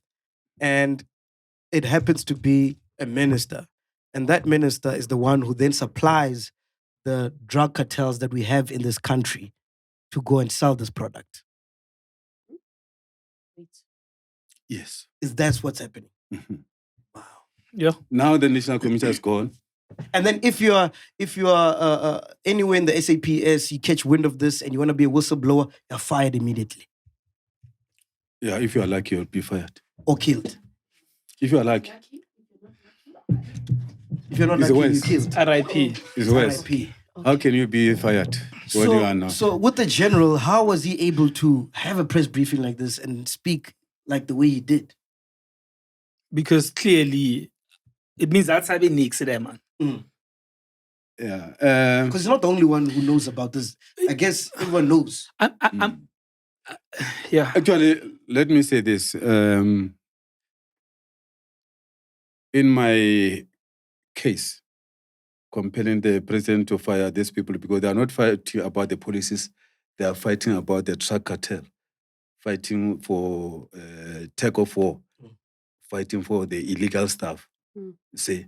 So, like I said, the president make a big mistake. How do you fire the operational man in the national commissioner and you leave this person who was supposed to be in parliament for the policies, but he was never even in the parliament, you see? So now this man is a free man. You see, now he's owning that the cargo. Container. You understand? So now the new minister's ushered in, right? What's the minister's name? Mr. Senzo Mchunu. Yes. Is he part of the structure? Is he part of this whole movement? Okay. I won't say that. But I'm not sure. But I will say from my observation and my engagement with the Minister Mchunu. Yeah. Compared to the previous minister, Kgosi, Minister Mchunu is someone who's a sensible person. Got you. See, so I had a problem as I'm talking now from the police management until to the minister, the previous one. I've got a lot of clients that I represented the police. They refuse to reinstate them. You see, they are refusing to reinstate them for the past 7 years ago. And then when I represent these guys, they don't pay me. I represent them with the so-called contingency because they don't have money. They cannot afford me. But I know, they come to me, they know where I'm coming from. Yeah. So they are being refused to be reinstated, like I said, but you'll find that the Indian and white police members are reinstated with settlement agreement. So now, Mchunu, of late, I've engaged with him, and then he's a person who's willing to say, why did it take you so long? Got you. For these members not to be back at work? You understand? Then I've got even some typical example of those white or Indians that have been reinstated. So Minister Mchunu has got his special advisor. He's advised by Advocate Bheki Cele. Yes, I spoken to them, I've engaged with them, and I realized now this, with them, I found a sound SAPS high echelon people who are willing to deal with the issues that were not dealt with accordingly. You see, yeah, this is not normal. These people, because... And let me ask you something. With the ministers, are they only dabbling into drugs, or what else in the underworld? Is sex trafficking, prostitution, stuff like that? Are they into that as well? Actually, I'll talk about what I know. Of course. Actually, I haven't been this kind of a carte blanche on them. Yeah. You understand? So, and these things that I can tell you about is the things that I come across in the line of my job. Of course. You see? Because now I'm angry with the Minister Kgosi, as who is a part of the people who don't want my client to be reinstated. And when on the other side, because if you are trying to do this to me, I will have to try to find something that I can use against you. You see? I have to find other side that you are complicit. What else are they complicit in? Is it just drugs? There are drugs, actually, what I can tell you, because even the drugs, they come even, they encroach in the world of, what do you call, the sexual world. What is that? Prostitution. In the prostitution, you are brothels. Yeah. Yes, you see. Because they are very, I cannot say nice, but high-profile brothels area in Santen. Yes, of course. You see. So there is one high-profile police officer that I cannot mention, overseeing Gauteng. So in terms that of person, everything. Yeah, that person. You'll find the person at your brothel. This one along the Rivonia, just not the range. The Grand. The Grand. Yes. Yes. So that person, come month end, is there. They will buy those people. He's just getting that freebie because he's in charge. You see, even those ladies. Yeah. So it's a payment in kind. So with seeing that, then you can allude that they're involved in all the other things. They are involved in all other things. So basically, it's like a mafia. It's a mafia. Organized crime. Organized crime. Yes, that's organized crime. And how deep-rooted is it? Like, how rotten is the system, according to you? It's very deep. It's very deep. How high does it go?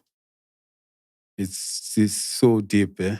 And then, look, I cannot talk about my life. No, I'm doing the high-profile cases. Of course. Yeah, I'm doing the high-profile cases. I know I've been there. Actually, I'm saying this because I know this from experience. Yeah, I've worked in Sandton. You see, I've worked in Sandton. I had, what's it?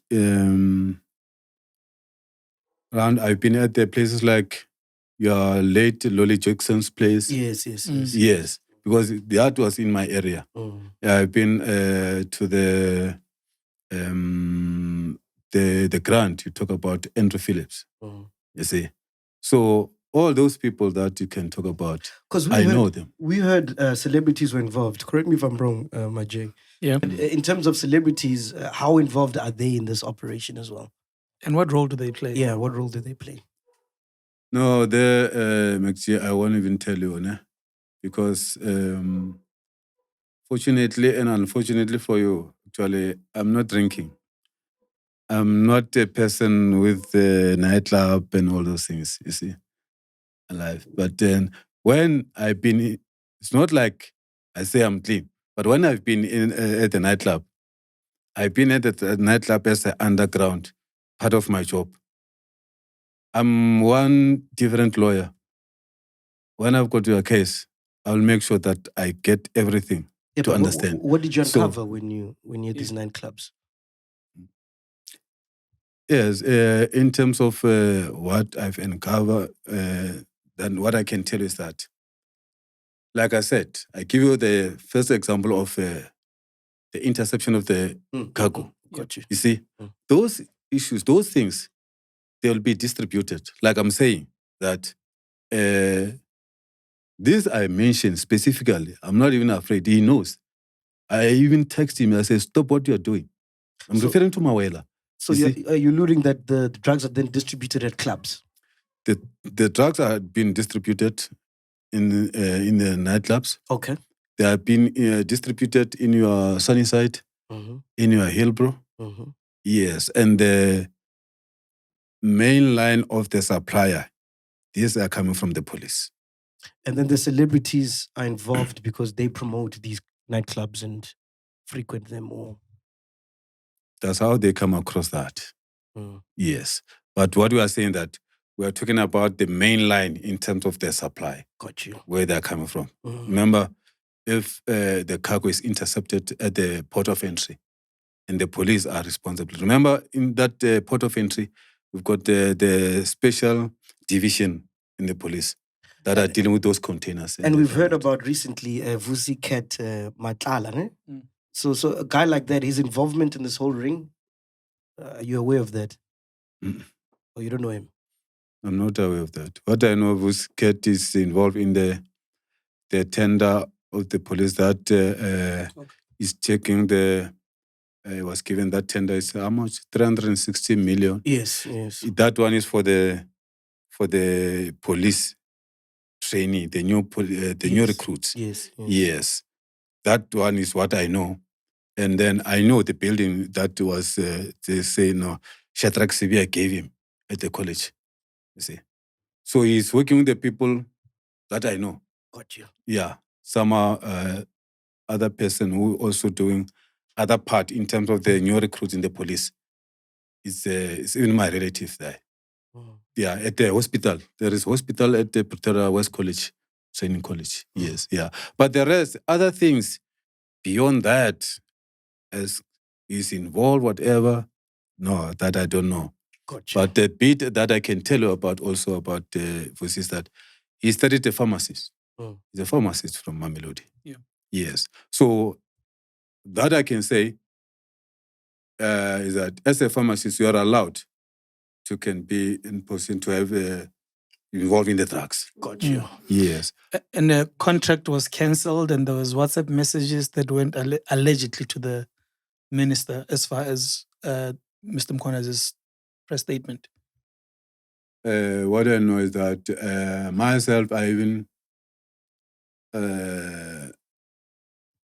indicated this, spoken to the National Commissioner, this Masemola. Masemola also he had this, he returned to Sibiya, to say Shadrach Sibiya. He said, no, the contract must be cancelled. The contract of Mr. Matala must be cancelled. That one of 360 million should be cancelled, you see. So I think he's no longer that much involved in that issues of the new recruit. Okay, when we started, you said you're going to fill in the blanks of what General Mkhwanazi didn't say. Have we filled the blanks before we move on? Have we filled all the blanks to your satisfaction? I want to believe so. No? I think we all understand pretty much what's happening. Yeah.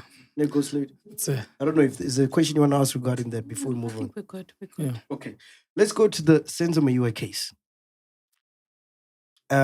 It's the 26th of October, 2014. According to you, before we get to, the troubles that you had with the case and what you encountered, according to you, what do you think happened that night, according to you? What happened that night? Senzo Meyiwa was shot.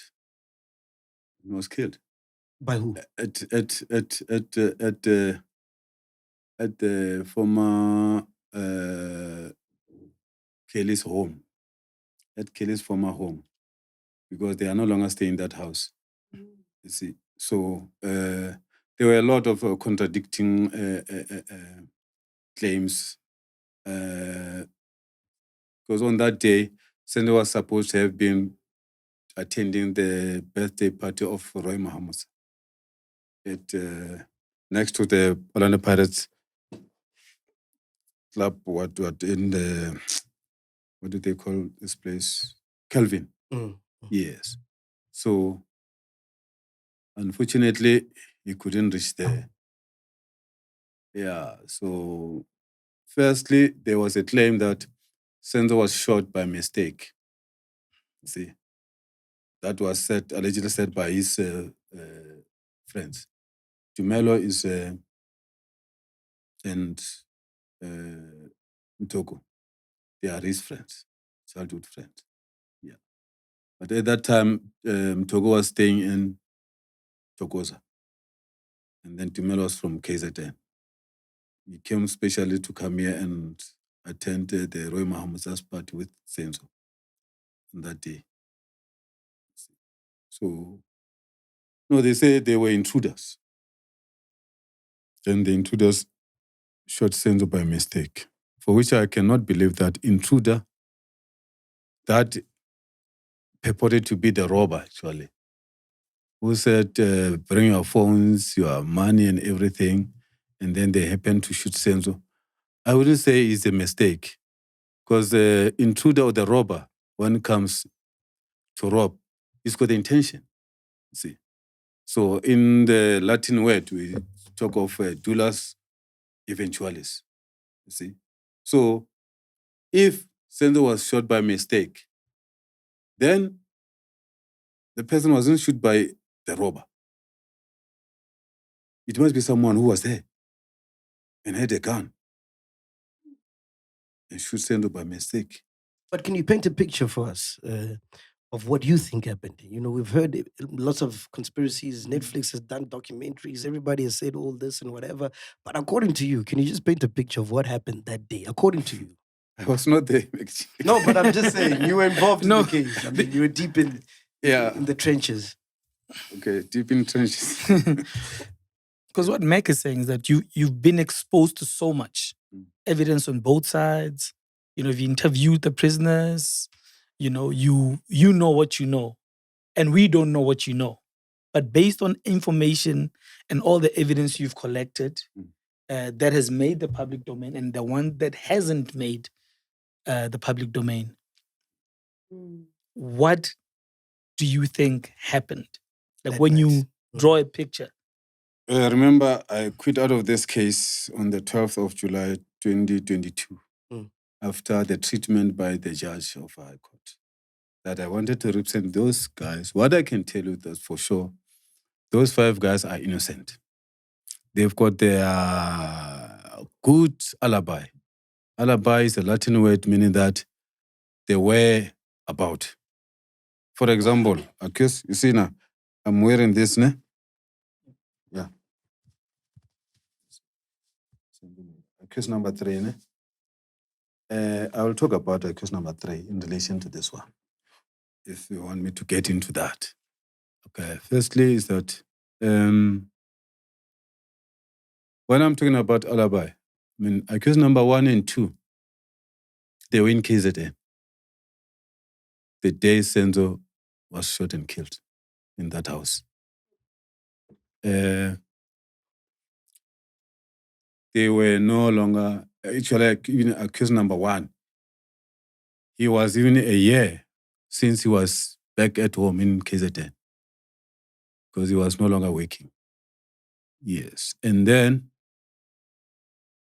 accused number 2, he left, he was working in Rustenburg.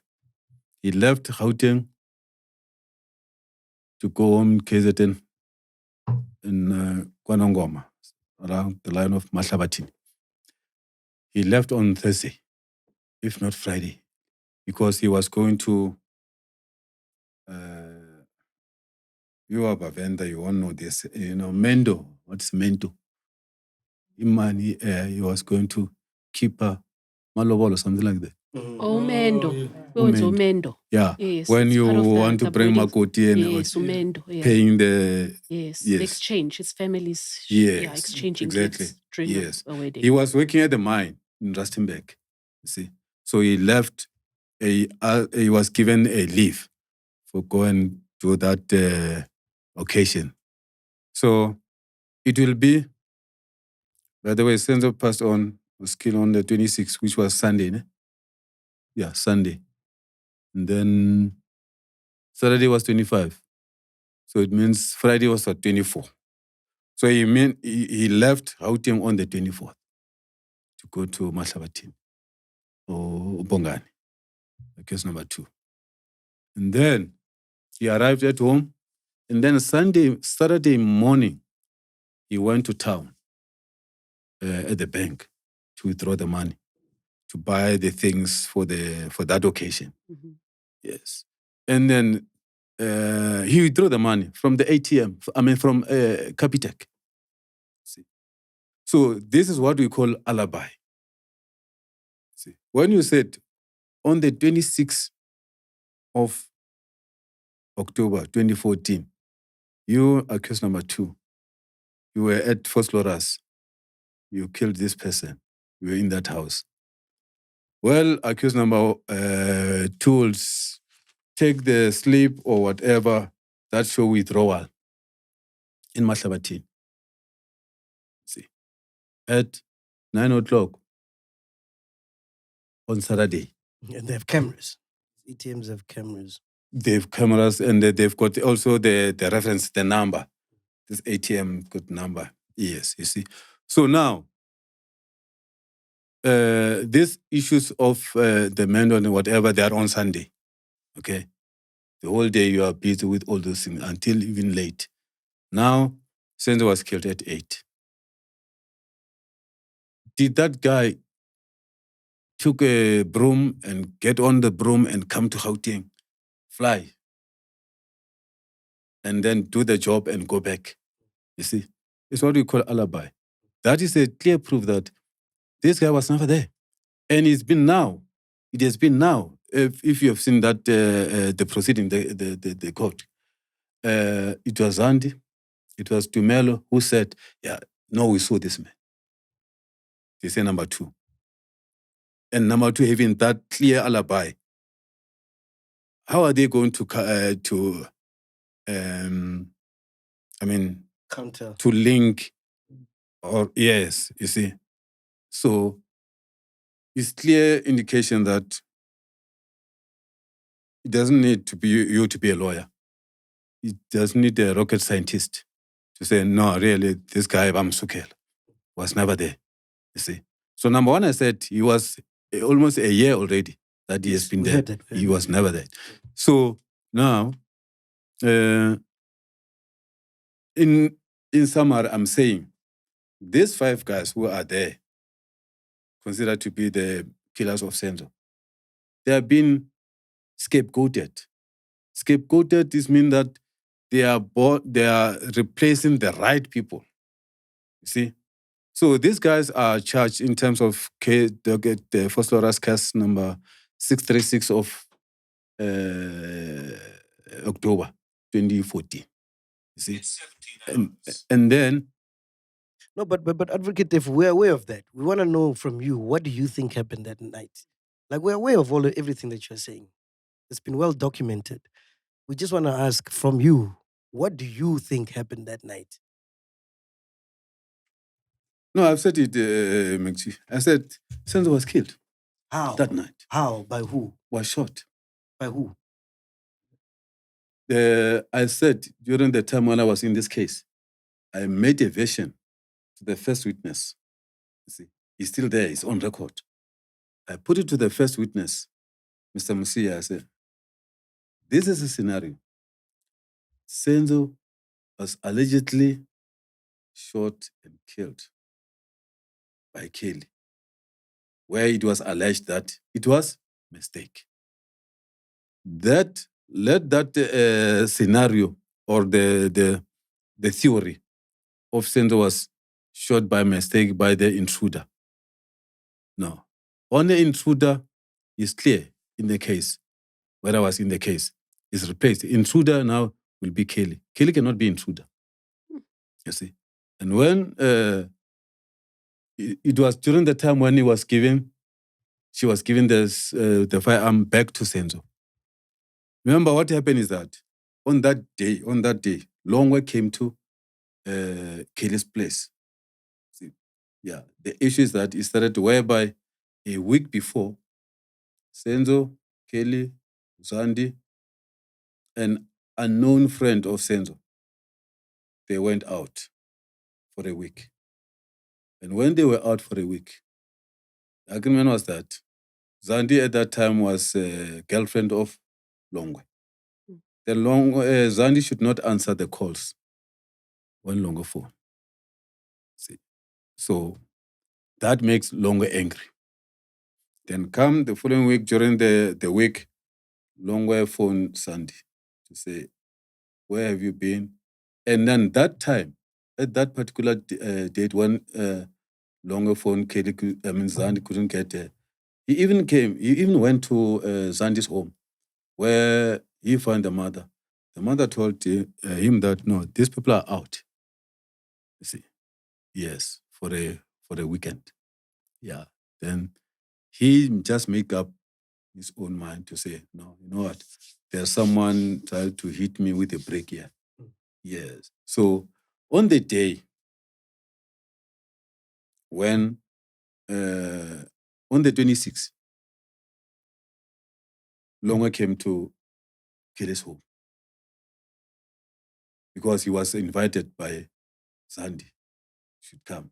Because Zandi was thinking that they were going to go to attend the Roy Mahamud's party together. You see. So Longwe being angry, when he left home, he took the firearm. .38 special. Then rode to Kelly's home. And then that's where you find these 2 guys, Mtoko and Tumelo. So he was suspecting that among them, one of them is the one that is trying to hit him by the brick, you see, on Zandi. So, but now, when Longwe took the firearm of his father, which is in this affidavit that he gave me, and he said his father's unlicensed firearm, .38 special revolver. He was going there to threaten, to intimidate Senzo and his friend, not to take his girlfriend or for the late the Senzo not to give the girlfriend to one of his friends. You see. And indeed, he found them there. Then on his arrival, that house is a matchbox. Yeah, I got in, you found them there. And then he didn't speak to them. Then he called Zandi. Okay, from outside. When he was outside, he texted Zandi to come and fetch him. Zandi went outside, he fetched him, they get inside, and then he saw this guy. Then he said, between the two, which one is the one who's trying to double agent me? You want? No. So Zandi said, no, none of these are friends of Senzo. Then that's when Longwe took out the firearm and shot on the floor. You see. Then it caused the gap. Remember, it's a .38 special revolver. You see. So there was some shrapnels from the floor that hit because this one, Longwe was wearing the long trouser. Zandi with whatever she was wearing, but her legs were bad, were like vulnerable. They were not covered. Oh. Yeah, so they hit back there. That's where, in this case, there is a attempted murder of Zandi. They were referring to that when they come back. You see, count number 2, in that upon or about 26 October 2014, and at or near Vosloorus in the district of Boksburg, the accused did unlawfully and intentionally attempts to kill Zandile Lorraine Khumalo. You see? But now, you follow this case, that this charge is no longer there, seemingly, of attempted murder of Lorraine. You see? And this attempted murder of Lorraine is referring to that shrapnels when they come, then they hit Zandi on her feet. You see, that's what they call that. But I remember I was still there. It was changed. It was even changed. So now the gun has been shot. There's commotion now in the house. Then the gun has been shot. Then after it was shot. Actually, Longwe, when he went there, Longwe is shy. I've seen him. He does not have the guts like Silo, the brother. You see. He took the Dutch courage. He was high. You see, when he went there. Oh, so he was high. He was on... Don't ask me what he took. Make him high. But he was high. He was, yeah. Yeah, he was high, just to have the courage. Yes. So after he did that, then, because they were all in their sitting room and drinking some ciders and all those things, you see. Then Kelly said, Senzo, that, after that man shot, you see, he said, I know, he bullet is very me. Then Senzo went to tussle with the Longwe, taking the firearm. You see, battle for the firearm. So Senzo was strong. So Longwe was tall, but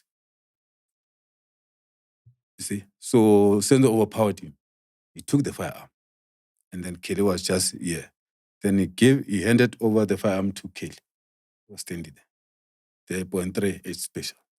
Then Senzo took Longwe outside, took him out, threw him in the street. Yes. Then he came back. So when he came back, said, Kelly, let us palm. Yes. Kelly then was going to give the firearm to Senzo, but he was playful. Then when Senzo was about to receive that, that's when the bullet came out. Yo. Yeah. The bullet riddled the lung. Who is this information from? Yes, I was about to ask that. So who's this, like this information, who is it coming from? Is this what's on the public domain? Who is this coming from? Yes. No, from the research and investigation, what I did. From the people who were there, eyewitnesses. So they just cannot... No, I'm out of that case anyway. I wanted to make sure that that case, if I was there, I wanted to make sure that this case is finalized within 3 months. That was my You intention. mentioned Longwe. You said Longwe. You spoke with Longwe. Was it him narrating the story to you? Yes, I spoke in jail. No, now in jail. But previously, when I was in this case, yes, I was saving the background of what happened. Okay. Yes. Remember, I spoken to the relevant people. So were affidavits ever written with such information? Yeah, the question about the affidavit thereafter. Now the people were like shocked. That's when there was issue of person jumping, running out of the house. Yes. Yes, because what they saw just like scared everyone. Because under normal circumstances, you could not imagine that scenario. You see, so. But when this happened, Longwe was still outside. He heard the shot. He came in. Yes. He came in. Then find that he was like where they were like running helter-skelter outside, confused. Then Longwe came in, want to understand what's happening. Then later when things are cooled, they come and explain to Longwe what is happening. But this is a firearm that you brought here. See? So, yeah, that was the situation. And then the plans were made now. That's when they will phone other people, not the relevant people, like phoning the police and everything. Speaking about phoning people, we had Senzo Meyiwa's brother here, right? And he mentioned that allegedly one of the first people they called was Dr. Ivan Khoza. Are you aware of that? No. No, it's not true. No. They phoned Chicco. They phoned Chicco Twala? Yeah. And then Chicco is the one who phoned Dr. Khoza.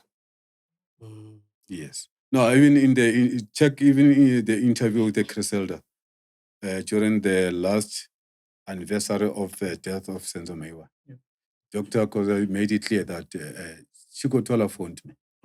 Yes. And, why do you think they're calling him? Why do you think they're calling Dr. Ivan Khoza? No, because at their house, they phoned Chicco first. See, this is what has happened. Then that's when Chicco phoned Dr. Khoza. Yes. No one knew the chairman to phone. You see, remember, during that time when this incident happened, Chicco was the business manager of Kelly.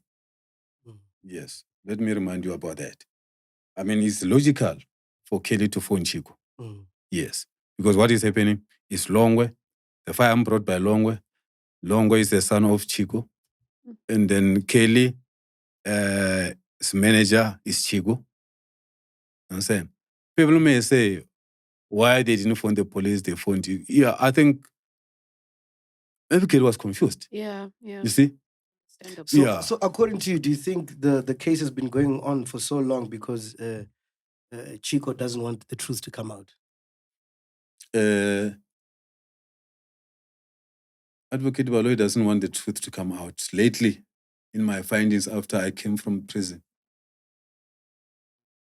then I found out that actually the mastermind in this case is Advocate Baloyi. He was not even supposed to be in that case because he's the one who's misleading the court. You see? Yeah, what is happening here, what is being protected here all along, that we didn't know. Not even kid was protected here. Now that I know, you see, what is protected here is the firearm and the owner of the firearm. Yeah. And which there are new revelations that in my coming out, lying low, I was in investigation. You know, now I had the time. I'm no longer involved in that case. I'm at prison from Kgosi Mampuru. I had a meeting with the head of the prison on the 11th of August 2023 when I was in Kgosi Mampuru. I was 11 days in prison that time. So I was told to write affidavit to say, I'm no longer representing this guy. I'm getting out of this case. Senzo is dead. I was told by the head of prison to say, look, you've got a good career. You're the best. So Now, if you're going to do the following thing, and it was on the 11th, né? Yesterday on the 10th, I was from the court. I was denied the bail, came back. The next appearance was the 16th, if not the 17th. So this acting head of the prison said to me, this person has been sent by the big people. So actually, my being in prison, it was all about trying to tame me, to see me, to scare me to get out of the case. You see? So I said, no. In the next appearance, if you write the affidavit to say you're no longer representing these 4 guys, and you are no longer the watching brief, and you will agree to be charged. Remember, myself, I was charged after 48 days. 84 days. In South Africa, person should be charged within 48 hours. Yeah.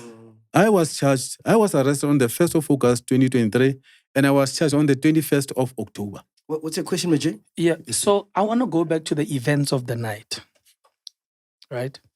After those phone calls happened. Enter Brigadier Philani Ndlovu, who was the first cop on site. He sadly passed away. What happens then? Yeah, actually, the nexus, the connection is from that. I said the first person whom was called was Chicco Baloyi. And the Chicco Baloyi is the one who now called the chairman. But what we cannot tell is that what Kelly said in terms of narrating the issues, for the Chicco to be able to put the chairman on the clear, to give the chairman the clear picture. That's what happened there, you see. But now, the first thing there, it was, where's the firearm? You see? And then Chicco told Kelly that someone will come and fetch the firearm. Make sure that the firearm is hidden. Don't give the firearm to the police officers of Vosloorus, because they are the first person to come to the scene. Yes. So Chicco made sure that the firearm is secured. See. And indeed, Kelly secured the firearm. Put it elsewhere. See. And then someone is coming to fetch the firearm. Don't give it to the police officers of Vosloorus. And then that's when things started. The big police officers then went there. And the police officers of Vosloorus were barred to get in there until the big generals have been there. You see. So General Shadrach Sibia was the head of the Hawks by that time. Then he was contacted, you see, by Chicco. And they went there together with the Major General by that time, Tebelo Musikiri. He was the head of the detective in Gauteng. Yeah. And then Brigadier Philani Ndlovu was a provincial head of the detective at that time. His boss was Musikiri. Yes. They've been there. So the presence of these people was to make sure that the firearm is secured. They have to go there and fetch in the firearm. I'm not talking about Brigadier Ndlovu. I'm talking about Brigadier Ndlovu was just being driven, being given instruction. So those who knew that this firearm must be taken from there, it's these 2 generals, Sikili and Shadrach Sibia. See. And then, indeed, they started at the hospital where they saw and they confirmed that Senzo has passed on. See, before they go home. Yeah, because everyone then later went there. Remember when they say they took Senzo to hospital to save him? I asked this question. I said to the witness number 1, I said, why, when you arrived at the scene, at the Kelly's home, you didn't find the person who was shot, Senzo? No, he said, no. According to them, they took him to hospital to save his life. So no, already when they took him to hospital, he was already lifeless body. If you are shot by the bullet of a revolver, it pierces the lung and the heart. Actually, tell me about the heart, the lung. Even if you can take the needle and just pierce it, you are finished. You see? Maybe you can take 30 minutes. You see? There was a doctor. When the doctor came in, then I was no longer part of the case. But I know that the heart, the lung is sensitive, let alone the heart. So remember the revolver? Yeah, it's peace. I've got that in a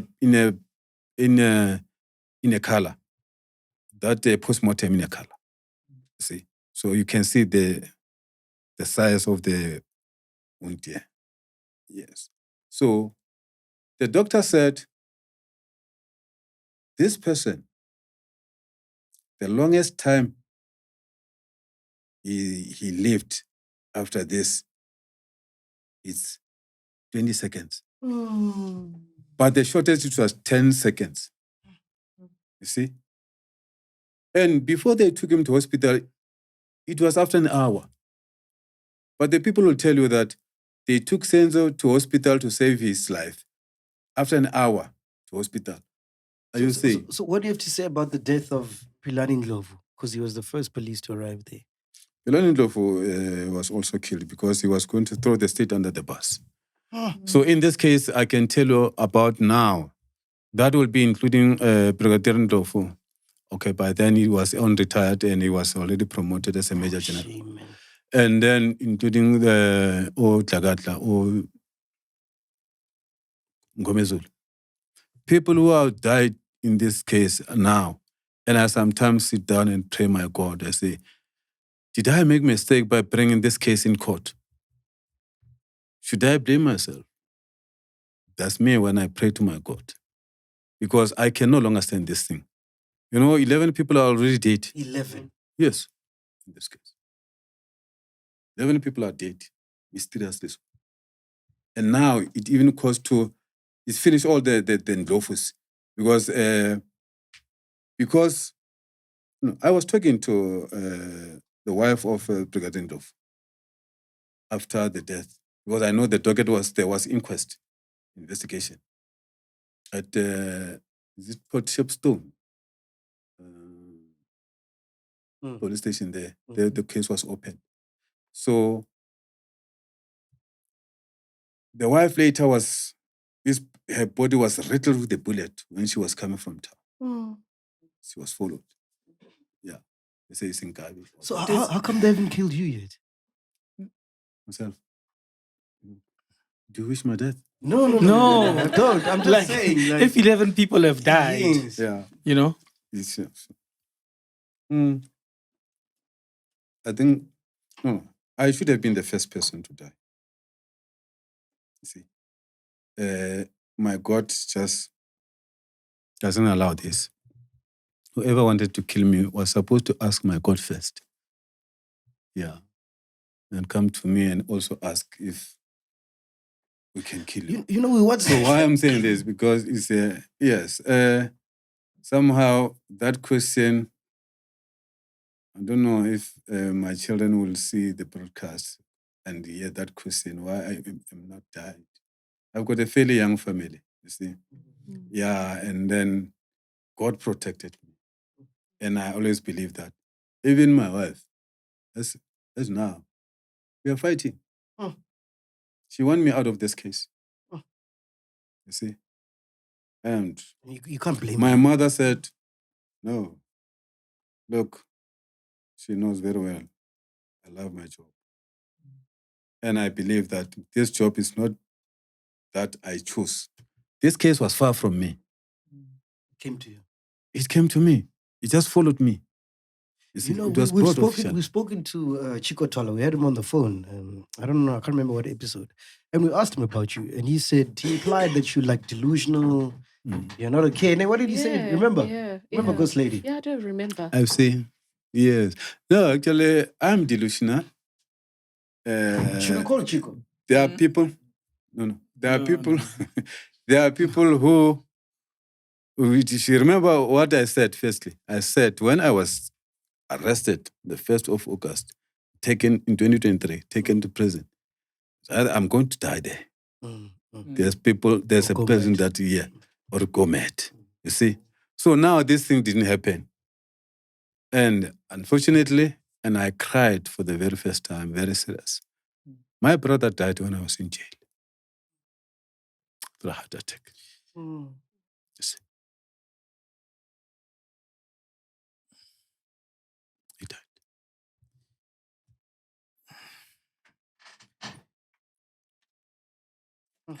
In the interest of justice, I'm sorry, can we get more water? Yeah. Can we get more water? Thank you. Yes. Sorry, Advocate. In the interest of justice, we know why it's important for this case to be solved.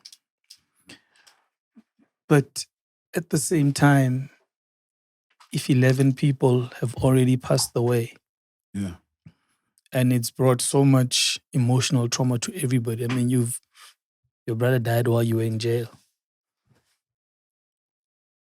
I don't even know how to say this. Is it still worth it pursuing it?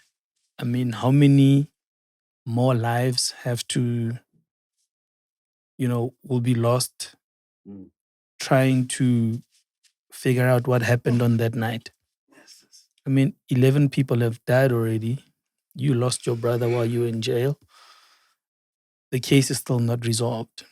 Is it still worth it? Obviously, Senzo's family and mom will say yes. And the rest of us South Africans who loved our captain, But when does it end? Who should be next? Whose life is worth being next in line trying to cover up this thing? Yeah. Actually, there are those people who are praying to wake up on my death, even now. Because as long as this case is on, and they still don't believe that they've escaped. As long as I'm alive, they still don't believe that they've escaped. Those who are involved, you see. So, like I said, at prison, starting at Kgosi Mampuru, I've been called in the office. There was a meeting on the 11th of August. I've been promised 45 million if I get out of this case. Sure.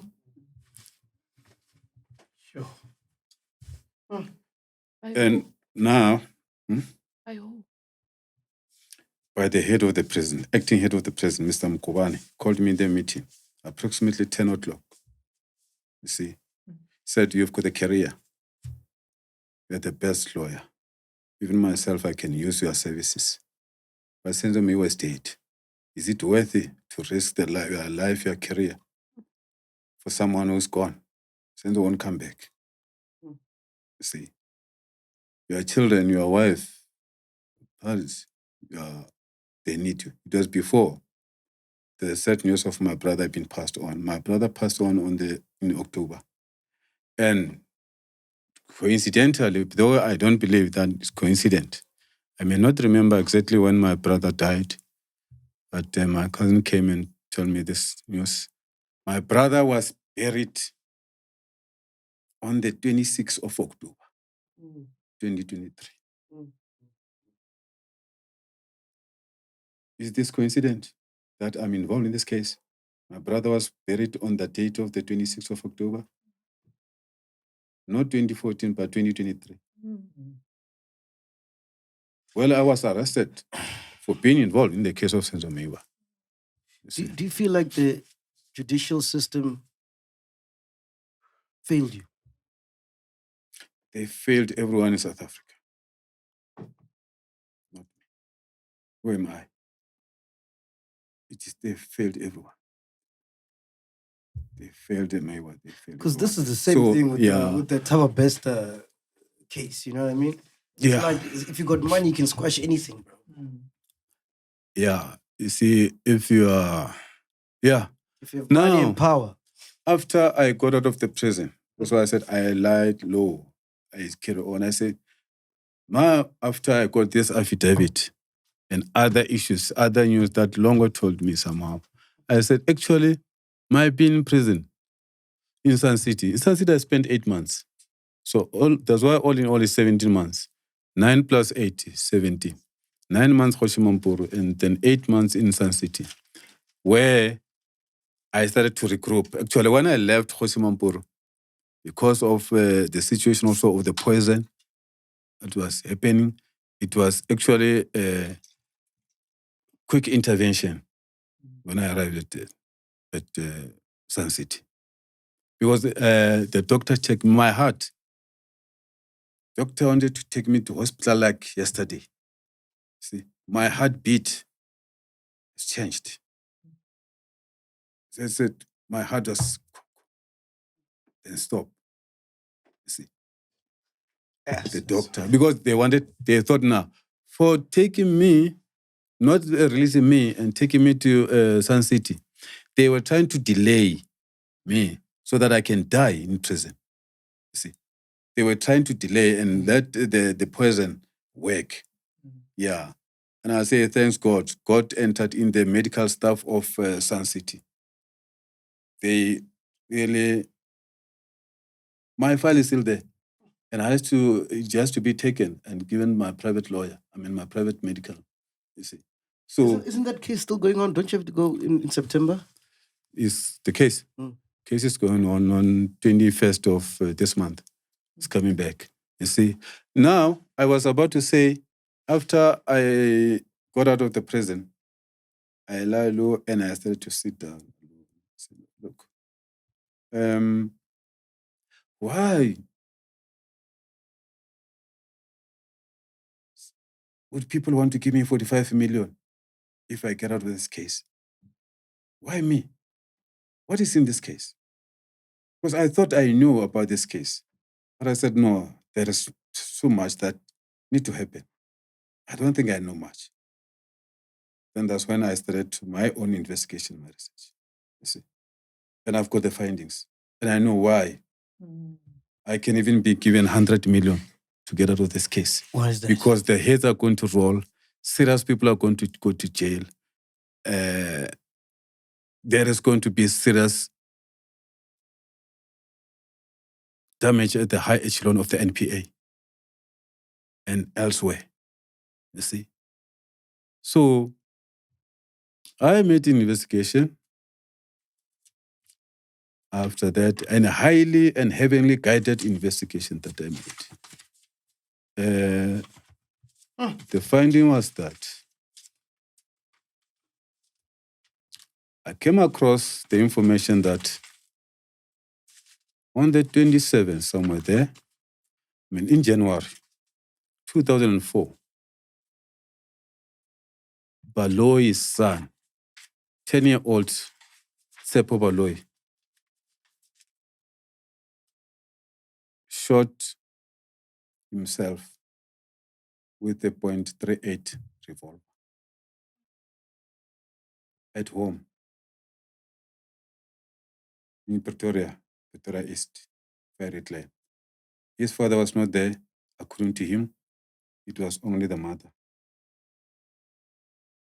The 10-year-old had the access to the safe key, go into the safe, and unlock the safe, take out the firearm, .38 special revolver of his father. That was legal. And then he put the firearm here. The entrance of the bullet was from the temple, exit from the head, it hit the ceiling. The mother had the shot. She went in the room, find the boy in the pool of blood. Now, there are some doors that don't connect. And this scenario is not different to what happened to Senzo. And 10 years later, from 2004 to 2014, the same firearm did this miracle. Jesus. Jesus. You see. So, just said, after Tshepo shot himself, he was taken to hospital. Not the police called, not the ambulance called. Was taken to hospital. They called it the Fiery Clan Hospital in the area. At hospital, he was destabilized. Actually, what they are telling is that you be judged. The boy, 10 years, shot himself here with a revolver. The exit is on the head, and then the bullet hit the roof, and the boy is in the blood. The boy is still alive, going to the Fiery Clan Hospital, Pretoria East. At Fiery Clan Hospital, they destabilized him and transferred him to the Velga Hospital. These are within the same vicinity. Yeah. Not maybe if you are walking, you are driving. Ambulance. Ambulance can take within 5 minutes. You see, it was during the night. The roads are free, not busy. Past 8. So, at the Velges, that's where the boy died. You see. But now, further to that,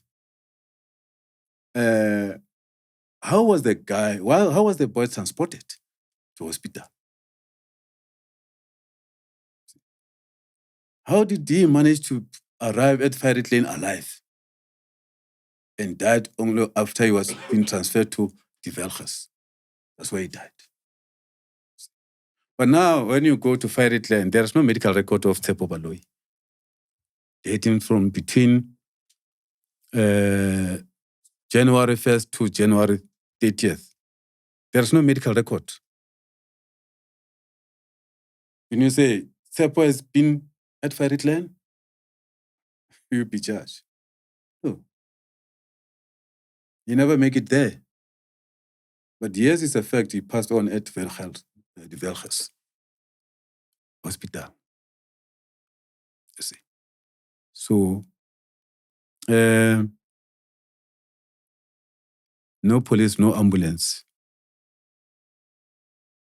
Why would the boy be transported privately?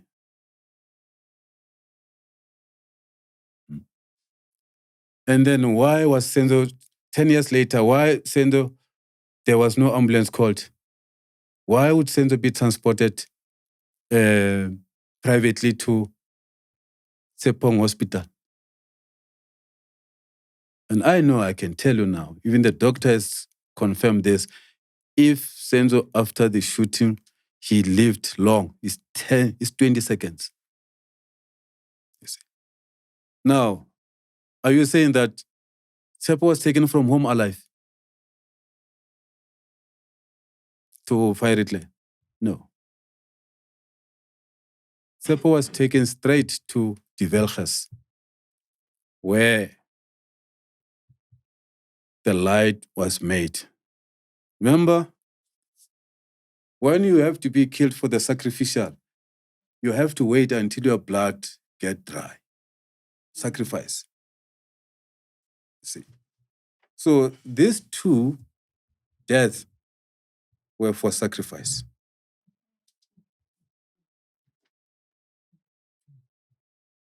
The killing of Tshepo in 2004, January, was for sacrifice. The death of Senzo, 2014, 26 October, he stayed for an hour before he was taken to hospital. The blood has been worked the way it was hacked. It was for sacrifice. See. And then ultimately, and I hope it's the end, and then it's truth. This case has to collapse. Because Baloyi was not supposed to be part of this, because he was in this case to mislead the court. the firearm that killed Senzo is not 9mm, allegedly belonged to case number 3. The firearm belongs to Advocate Baloyi. That killed Senzo. Goodness. Yo. Yeah. So this is the reason why Teffo should get 100 million and get out of this case. But my conscience won't allow. And should I have taken that money? Your question, MacG, why are you still alive? Should I have taken that money, 45 million first, I was going to die. My God was going to allow me to die, to be killed.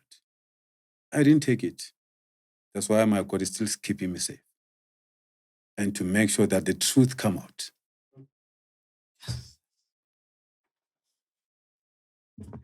Costs? You see? So what you see, guys, now, with the lawyers there paid by the legal aid, now the money is something like towards 7 million that has already been paid to those guys, so-called defense lawyers. This is a sham case. It's a sham trial. It's acting.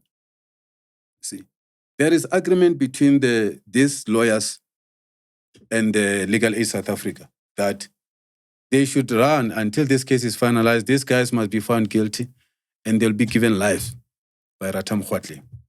See. And these people, the lawyers, they told they should not recuse the judge. If they recuse the judge, legal aid will stop paying them. This is what is happening. I written the letter to the chief executive officer, Mantiti Kola of Legal Aid South Africa, to say, with immediate effect, terminate the funding of these lawyers here because it's the sham trial here.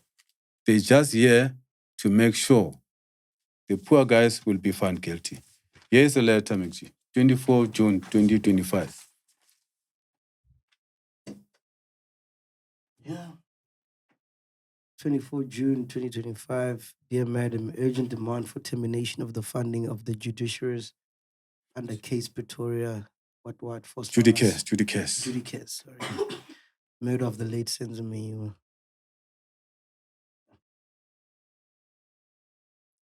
So she still didn't respond to me. So after all this, let's watch and see what's going to happen on the 21st of July. If these people, they are still going to be confident. Which one is this? What's this one? This one is? That one is that one of fire. This one is the Longwe affidavit. So you want to read it for the record? Is this the Longwe affidavit? Yeah, the one that I got on the 8th of September in prison. Longwe was staying at section A2. I was at section A1. I went there. Sundays, free flow, there is access because the people, we go to the various churches. So I accessed Longwe. Longwe, when he arrived in prison, first time, he wanted me. People came twice. I said, no, I don't want anything about that boy. I didn't want to go and see him. But he forced. That time, then that's when I agree. They said, no, Prati, please, that guy want to see you. That's when I went there. Then I arrived there, tell story. He started to tell me, I think after 2 or 3 minutes, when he was telling me all this thing that he no longer having the life, he wants to come and testify everything. It doesn't seem to him. He's got no life. He doesn't sleep. The same applies to Kelly. You see. Is that his handwriting? This is my handwriting. Okay. Yeah, he was dictating. Okay. I was writing. Oh. So yes. That stamp... Myself, I'm the officer of the court. I understand. Yes. I'm saying that stamp, that's confirms that he gave you that information. This stamp is a stamp of... Okay, this stamp is a stamp of... remember, after I got this statement, I wanted this affidavit to be given. By that time, Advocate Mkhwanazi was still alive. I was the only person, he was the only person that was communicating with me. He was even coming to court. I wanted to give him. So I handed this statement to the Deputy Judge President. They do have. The NPA, they do have this affidavit, everything. So now, if these people who are there calling themselves defense lawyers, they want these guys to be released, I said, this is a statement you can use. But none of them want to use this statement. What's on that They statement? just want to be there and argue something that they don't even know. What's there? Huh? What is there? It's the Longwe saying that. In this statement, Longwe say that, yes, he acknowledges he was not inside when Kelly shot Senzo, but he was explained to him. And he said, indeed, this is what I was told. It's Longwe, it's Kelly who shot Senzo. Oh. He was confirming this to me, other than other witnesses there that they said to me. Yes. Because the same witnesses that I know, and they explained to me about this, they are the same people that explained to Longwe. Jeez, the whole story is here. Yeah. What does it say? No, it says, I, Longwe Twala, state further under oath in English and say, however, it was fatal mistake that Kelly Khumalo shot and killed Senzo instantly on the 26th of October 2014 at approximately 8:30. When Kelly shot Senzo, I was outside and I heard gunshot. While I was outside, I went so fast inside to see what was happening. However, before I got inside, I saw Senzo's friends running outside the house. I got inside the house and found Kelly crying and holding Senzo Meyiwa, who was bleeding, not to die. It was then everyone coming inside the house to see what happened. Jeez. Goes on and on, bro. Oh. That's fine, you've got the copy. I think. Yes. I wanted to ask you, you accused the previous judge of witchcraft. Does that work in the court of law? Like myself? No. What's your experience with Judge witchcraft? No, I said there is a witchcraft in this case, in this area. It's what I was feeling. You see? And then ultimately Judge Mamela is out. And then what I can tell you now, all right, what people don't know is that Judge Mamela was not well, and then the president, he applied to be granted a retirement on the basis of medical reasons. And the president has granted him that retirement. He's on retirement now, Judge Mamela. Mm-hmm. Yeah, so we were able to talk. What you have seen, the circus that you have seen, the action that you have seen, he was under pressure. He told me that he was pushed to report me to LPC by the Deputy Judge President. Mm. Deputy Judge Presidents is the one of South Gauteng and the one in North Gauteng. You see, they were pushing him. Now we are in talking term. Now he's free. Yeah. So I respect that man. I respect Advocate Teffo. Ghost Lady, any question you want to ask? Is there any question that you want to ask before we leave? Yes, Advocate. So I just want clarity on the part about this firearm. You said it's an unlicensed firearm that Longwe had, but it belonged to his dad, and then later revealed the story about how it actually belongs to Baloyi. How did it get there? Okay. So the puzzle between Baloyi, Chicco, Longwe, and all those things, they don't make sense. Eh? Yes. What's the connection? Connection, yeah. Longwe and Silo, we know. But why? Yeah. Yeah, no. Good question. Actually, that the firearm is unlicensed firearm to Chicco. Okay. But it's licensed firearm of Advocate Baloyi. Okay. And he done his own admission, yeah. MacG, I forgot to say, read this, remember this thing, you see, but you'll read it later. So now the issue is this. After the death of Tshepo in January 2004, the son of Baloyi, who could have been 31 years now. There was a bit of tussle, disagreement, or the sort of domestic violence at home. The Baloyi fighting the woman, the wife, you see, and then to say, dispose your firearm. You see. So this firearm was disposed. Philani was taken to Chicco. You see. There is unconfirmed rumor, which somehow when I tell you, it will make sense, that Chicco and Baloyi, they've got different fathers but one mother. So Chicco is in other words, is a brother and step-brother on the base of the father, but it's a brother on the base of the mama. The mother, Chicco's mother married 3 times. First marriage, Chicco was born, took the father's surname. Second marriage, Baloyi was born, took the father's surname. So I don't know the third born in the third marriage.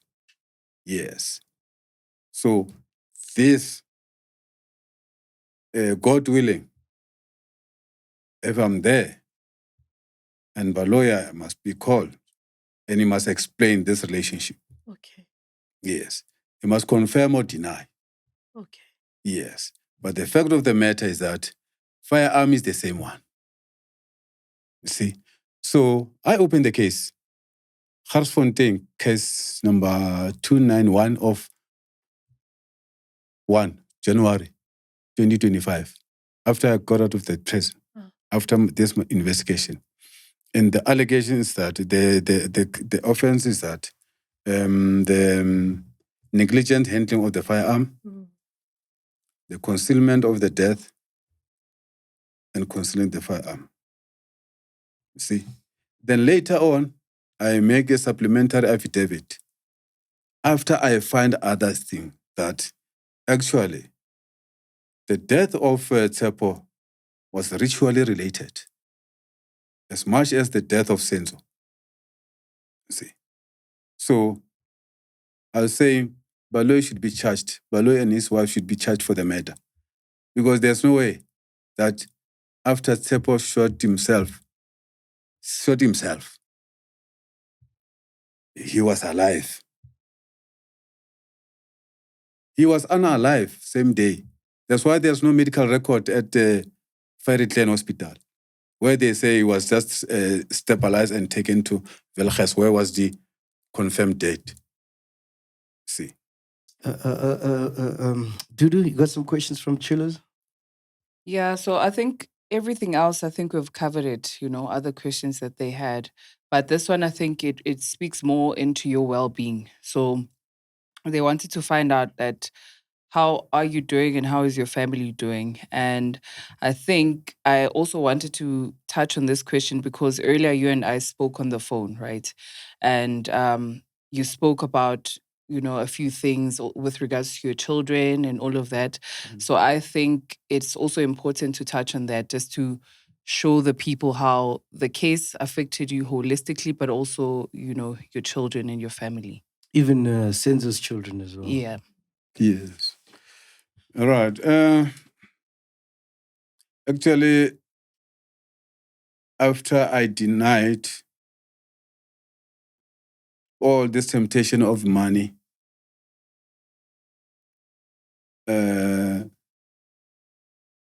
that's when I realized that actually this is very deep. See, I've been brought in jail because of this case. And if I cannot toe the line, my life will be made miserable. And it's through God's mercy that I'm still alive after taking the poison. Through the chicken lick and during the visit, this person was appointed special to make sure that I get killed. He was a fellow inmate there in prison. And the guy has been given 2 lives. He was there for the rape of the minor. And as I'm talking now, I've received about 3 messages. The guy is now being at the sentence place. He wants to see me, for which it has been rumored that he wants to tell me more things, why there was this action, why there was these issues. Because it was in December 2023. When I was saying that I will go home, I won't spend December here. When I got this Kgosi Mampuru, actually there were 2 heads of, they were acting, they were rotating. So the one who was deputy director of the corrections, he told me straight that, therefore, your case is difficult for us. There are 3 politicians who are interested in your case, and they are making our life very difficult. We don't fight you. And indeed, people in prison, the prisoners were like, not the prisoners, they cannot, because I was at the awaiting trial. Those guys, those people know me. Lucky, and I say thanks to this case, because they know me about this case.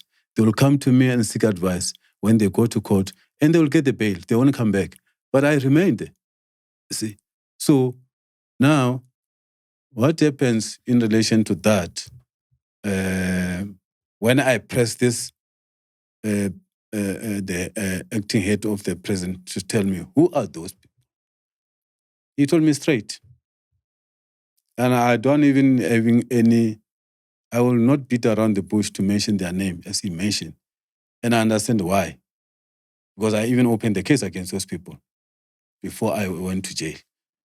You see, he said, talk about the Minister of Police, for which I know, Bheki Cele, the Minister of Correctional Service and Constitution. By that time, the prisons and the justice were held by one minister, which happened to be Ronald Lamola. Yes. And the president of the EFF, Senzo Julius Malema. These are the 3 people that made my life difficult and wanted me to be in jail. That's why I spent 17 months.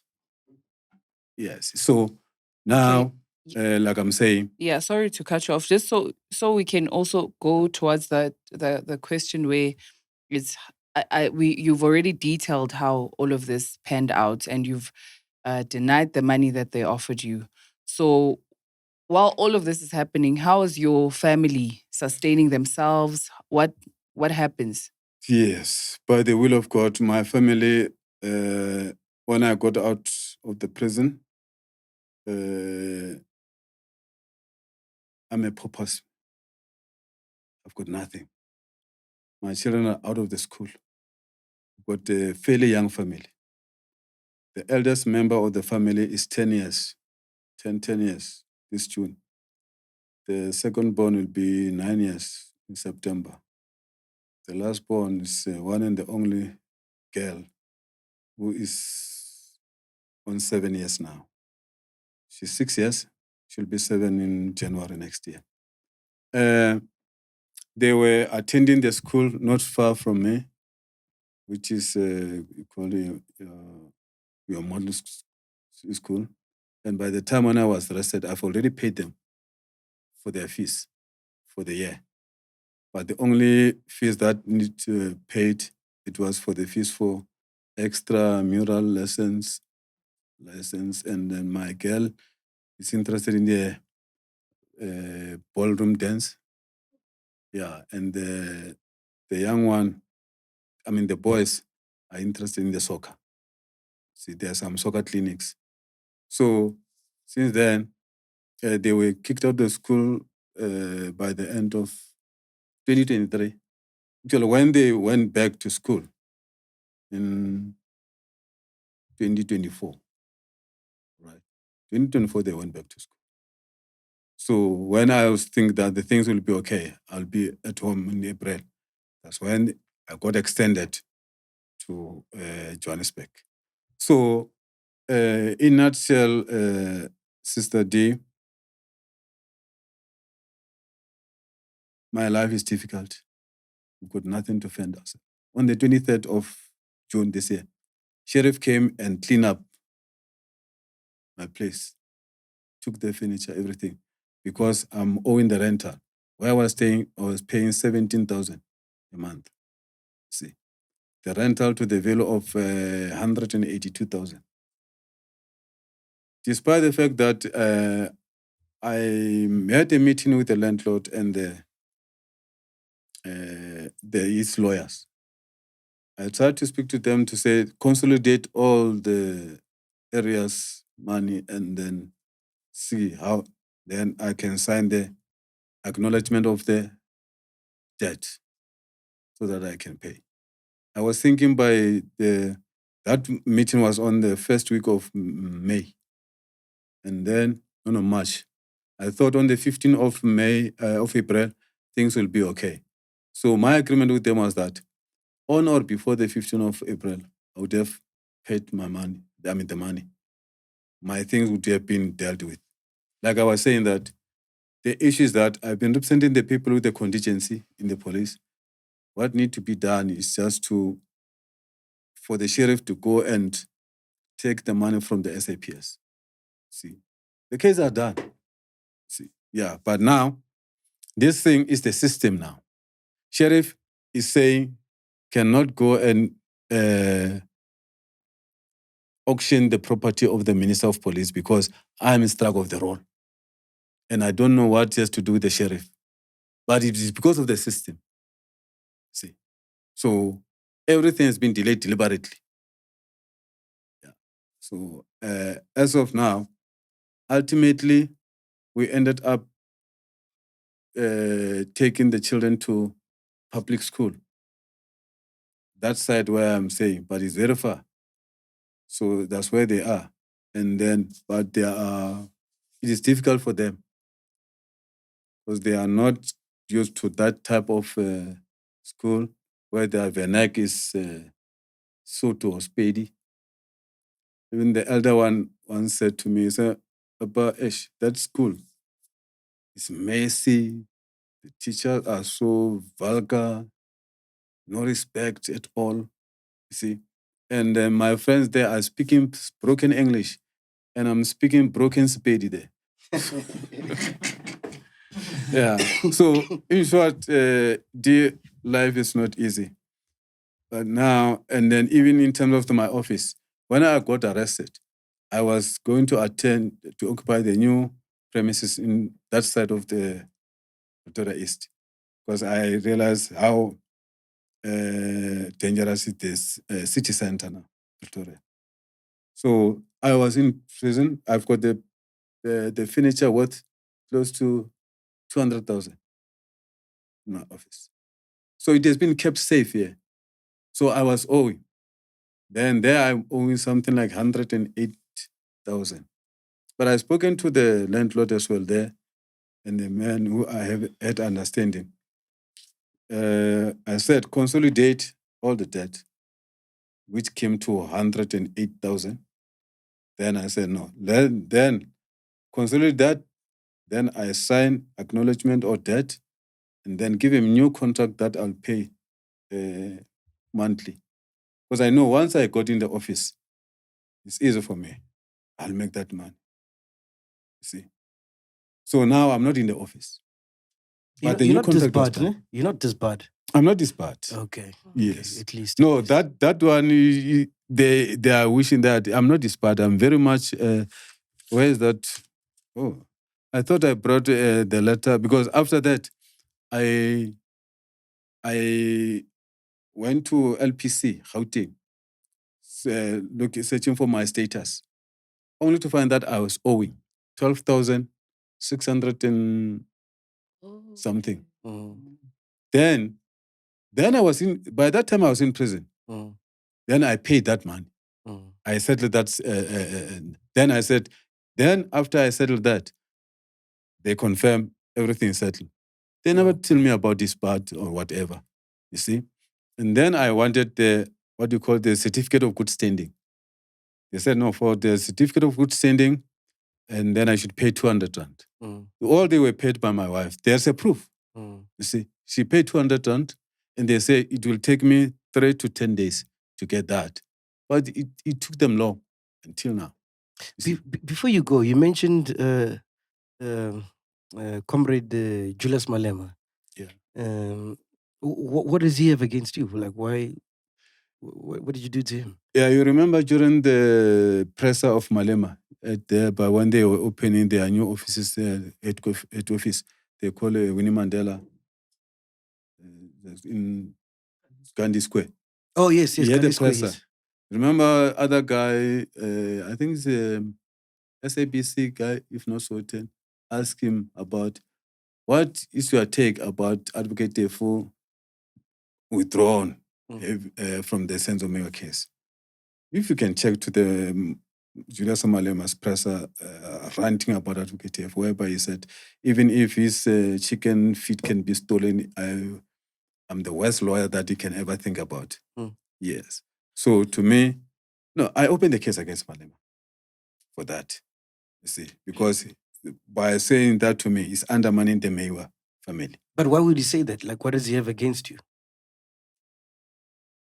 That's what I'm asking myself, actually, to be honest.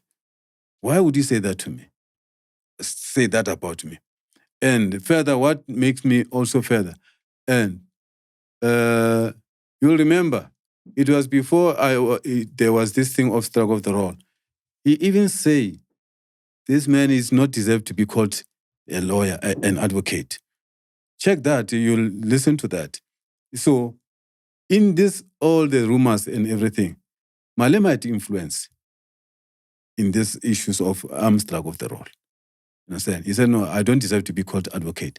If there is any, the bar or whatever that I belong, they should take the title from me. He said that.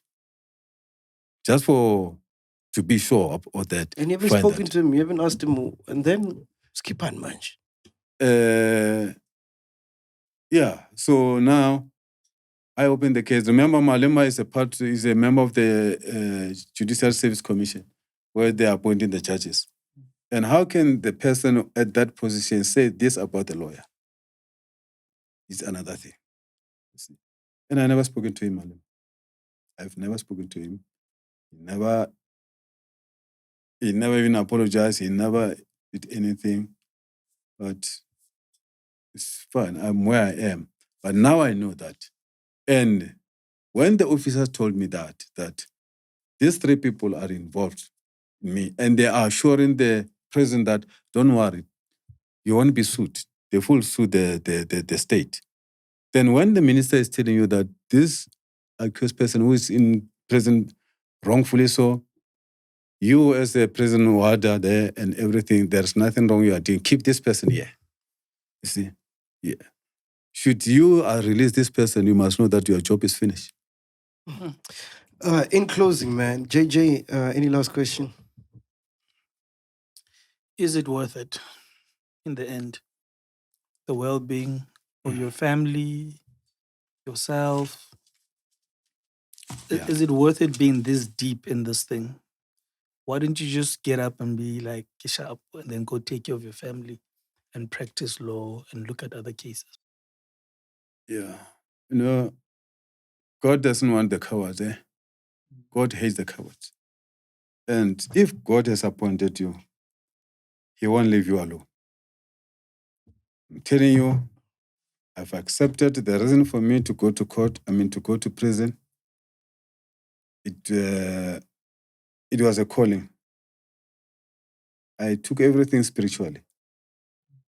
It's God. And when I got out of this case on the 12th of July, 2022, I knew that I'll be free, and I knew that they will come after me. You see, it was not me who would pull out. God said, I pull you out so that you can see what is deeper inside here. So where I am now, I'm at the end. See, I'm at that winning. I'm at that final stretch. Final stretch, exactly. So I cannot say Yes, understand. And then anyone who says that, is it worth it? Why can't you get out of this? See, that comes, it doesn't come in. It doesn't sink in. But I'll have the answer. Look, what God gave you won't be hindrance to you. God give you this and knowing that you shall overcome. No matter how difficult it is, you will overcome. Amen. You know, what I went through, many people will say, you know, Teffo, we don't know what kind of the person you are. Say, no. Let my Lord be praised, not me. And here the people say you are strong. I'm not strong. I'm the weakest. But God is carrying me. See? So if you are in this realms of godly situation, ordinary people will just see that this guy is struggling, is suffering, but why? Why is he holding on? I say, but they don't know that it's not you who's doing all these things. God wants to show the world that if you believe, if I've chosen you, I've chosen you. And God will tell you that I won't choose the coward. I won't choose the people who along the way, they will want to say, we turn back. We turn against you. God doesn't want to be disappointed. When he comes to you and says, I choose you, he knew that you will go through. You will go through. Amen. Man. Yeah. That is my answer. Powerful, powerful. Ghost lady, you got something? Yes. No. The advocate is a true definition of a mighty man of valor. And I'm glad there's a campaign. Spoken like a woman who's been chosen. No, he's the chosen one. Honestly, I'm nowhere close. There's a campaign. The stats. What is it? Fund the body. Bheki Cele. Yes. I don't know. Did you start it or did you are aware of it? So there's a funding that people are just coming together, like donating money towards you, just to help you. For Adv Teffo? Yes. Oh, nice. Yes. Yeah. So we can also implore the chillers as well to just assist where they can. It's on the Bheki Cele. That is the name of the website. BhekiCele.com. Yeah, Bheki Cele. So no, there are some people other guys who are running this campaign because for Mkhwanazi. Yes. Oh, so it's Mkhwanazi. They said, this guy, they said, no, look, after this, and we realized that Mkhwanazi said all these things, then the spotlight zoom on you. So we cannot leave you outside. Okay. So we said, I said, guys, whatever is good for you think is good for me, I accept that. Okay. They just wanted the permission from me. Okay. Yeah, and it's there. But no, some 20 rands are trickling in, everything. Okay. Because initially, this guy said to me, how much did you lose so that we can do this campaign? You know what? It's difficult. I cannot say, guys, raise 1 million for me. Honestly speaking, I've lost a lot. Yeah. But money is something else.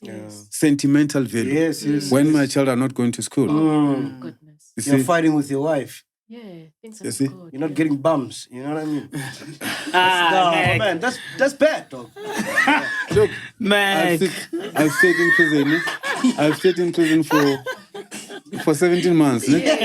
No conjugal rights. And I get out of there, powerful man. You know? Sometimes you have to have this thing, you know? Yes. So then I'm really become spirited. Before I got there, I was something else. Out of that, I'm a different person. What is this, bro, advocate? I'm a different person. Which one is this one now? That one is a warrant of arrest for Kelly Khumalo. It was not executed. What? We didn't talk about it. Yes. What do you mean? Yeah, no, there were 6 warrants of arrest. They executed only 5. Those 5 guys you see there. But Kelly's warrant was not executed because Baloyi doesn't want Kelly to come and testify because Kelly wants to come and testify and speak the truth. So they don't want him. Really? Is that like official? This? This? Yeah. Yes, it's warrant. Oh, well, Can you show the? Can you show the? Can you It's show the? J50. Can you show the? Look at this. Can you zoom in? Can you Does read it it? have IDs and it's got addresses. Oh, it's got addresses. Yeah, okay, Okay. just maybe read it. Details. Like. Because of popular. Yeah. Warrant of arrest, whereas from written application by senior public prosecutor Nonhlanhla Kelly Khumalo, and then it gives her address on the 26th of October 2020, committed the crime of conspiracy to commit murder and murder. Yes. Wow. Because Kelly Khumalo has been considered to be the mastermind in this case, communicating with these 5 guys. There's the case number. See. And then... Okay, don't show it because it's got her address and details. and details. We don't want to show that, you know. Mm. Oh, she's 37. She was just at the time. Oh, at the At the time. Yeah. Mm. Yo, bro, Advocate Dev, thank you so much for your time, man. This is crazy. So much to process, eh? Thanks for hosting me, guys. I feel light because You were carrying this all by Came out. yourself. Yeah, and you can see my body. I don't have a body. See, I'm nobody. But when this is all said and done, what do you want to be remembered as? You remember? Mm. I'm not modest, but I was saying to other person that I'm just a village boy, eh? Mm. Yeah, and my mother, I'm being grounded. My parents are all still alive. Oh, You beautiful. see, So lucky. my mother will be 75 on this woman's month, 2nd of August. She was born that. And then she said, I'm not better than anyone. See, I'm not different to anyone. I should be always humble, respect anyone. I'm not special. At home, we're born in 6. First 3 boys and the ladies 3 come after the boys. There was a good family planning here. So when we match, you say, all right, I'm firstborn. I'll use the lobolas of the firstborn of the girls to marry. And the secondborn, we use the one. We are pairing like this, like the straws. You see? Yeah, unfortunately, what happened, the firstborn of the ladies passed on. Yeah, after the marriage, she was married to, she got married, but she passed on somewhere in 2017. Mm. And then the last born of the boys passed on when I was in jail, through the heart attack. So, let God make it. Let me make to be remembered the way it will please God. As a human being, I will choose to be remembered in my own way. But if horses were wishes, the beggars will ride. Only God will decide my destination. Yes. Maybe I may say, go back to this case, deal with it, finalize it. The people know the truth thereafter. May God remember me and take me to Him because I belong to Him. If this case is finalized, closed, the truth is known, I don't mind to go to my God. Skull. Do you watch Vikings? Skull. Skull. Thank you, Advocate Teffo. Thank you so much for your time, man. Wow. Yo, we out here, man. Yeah. Podcast and chill. Boom. Yo. If you've made it this far, we really appreciate you guys. Make sure you support by subscribing, liking, sharing, and don't forget to comment. Kezo.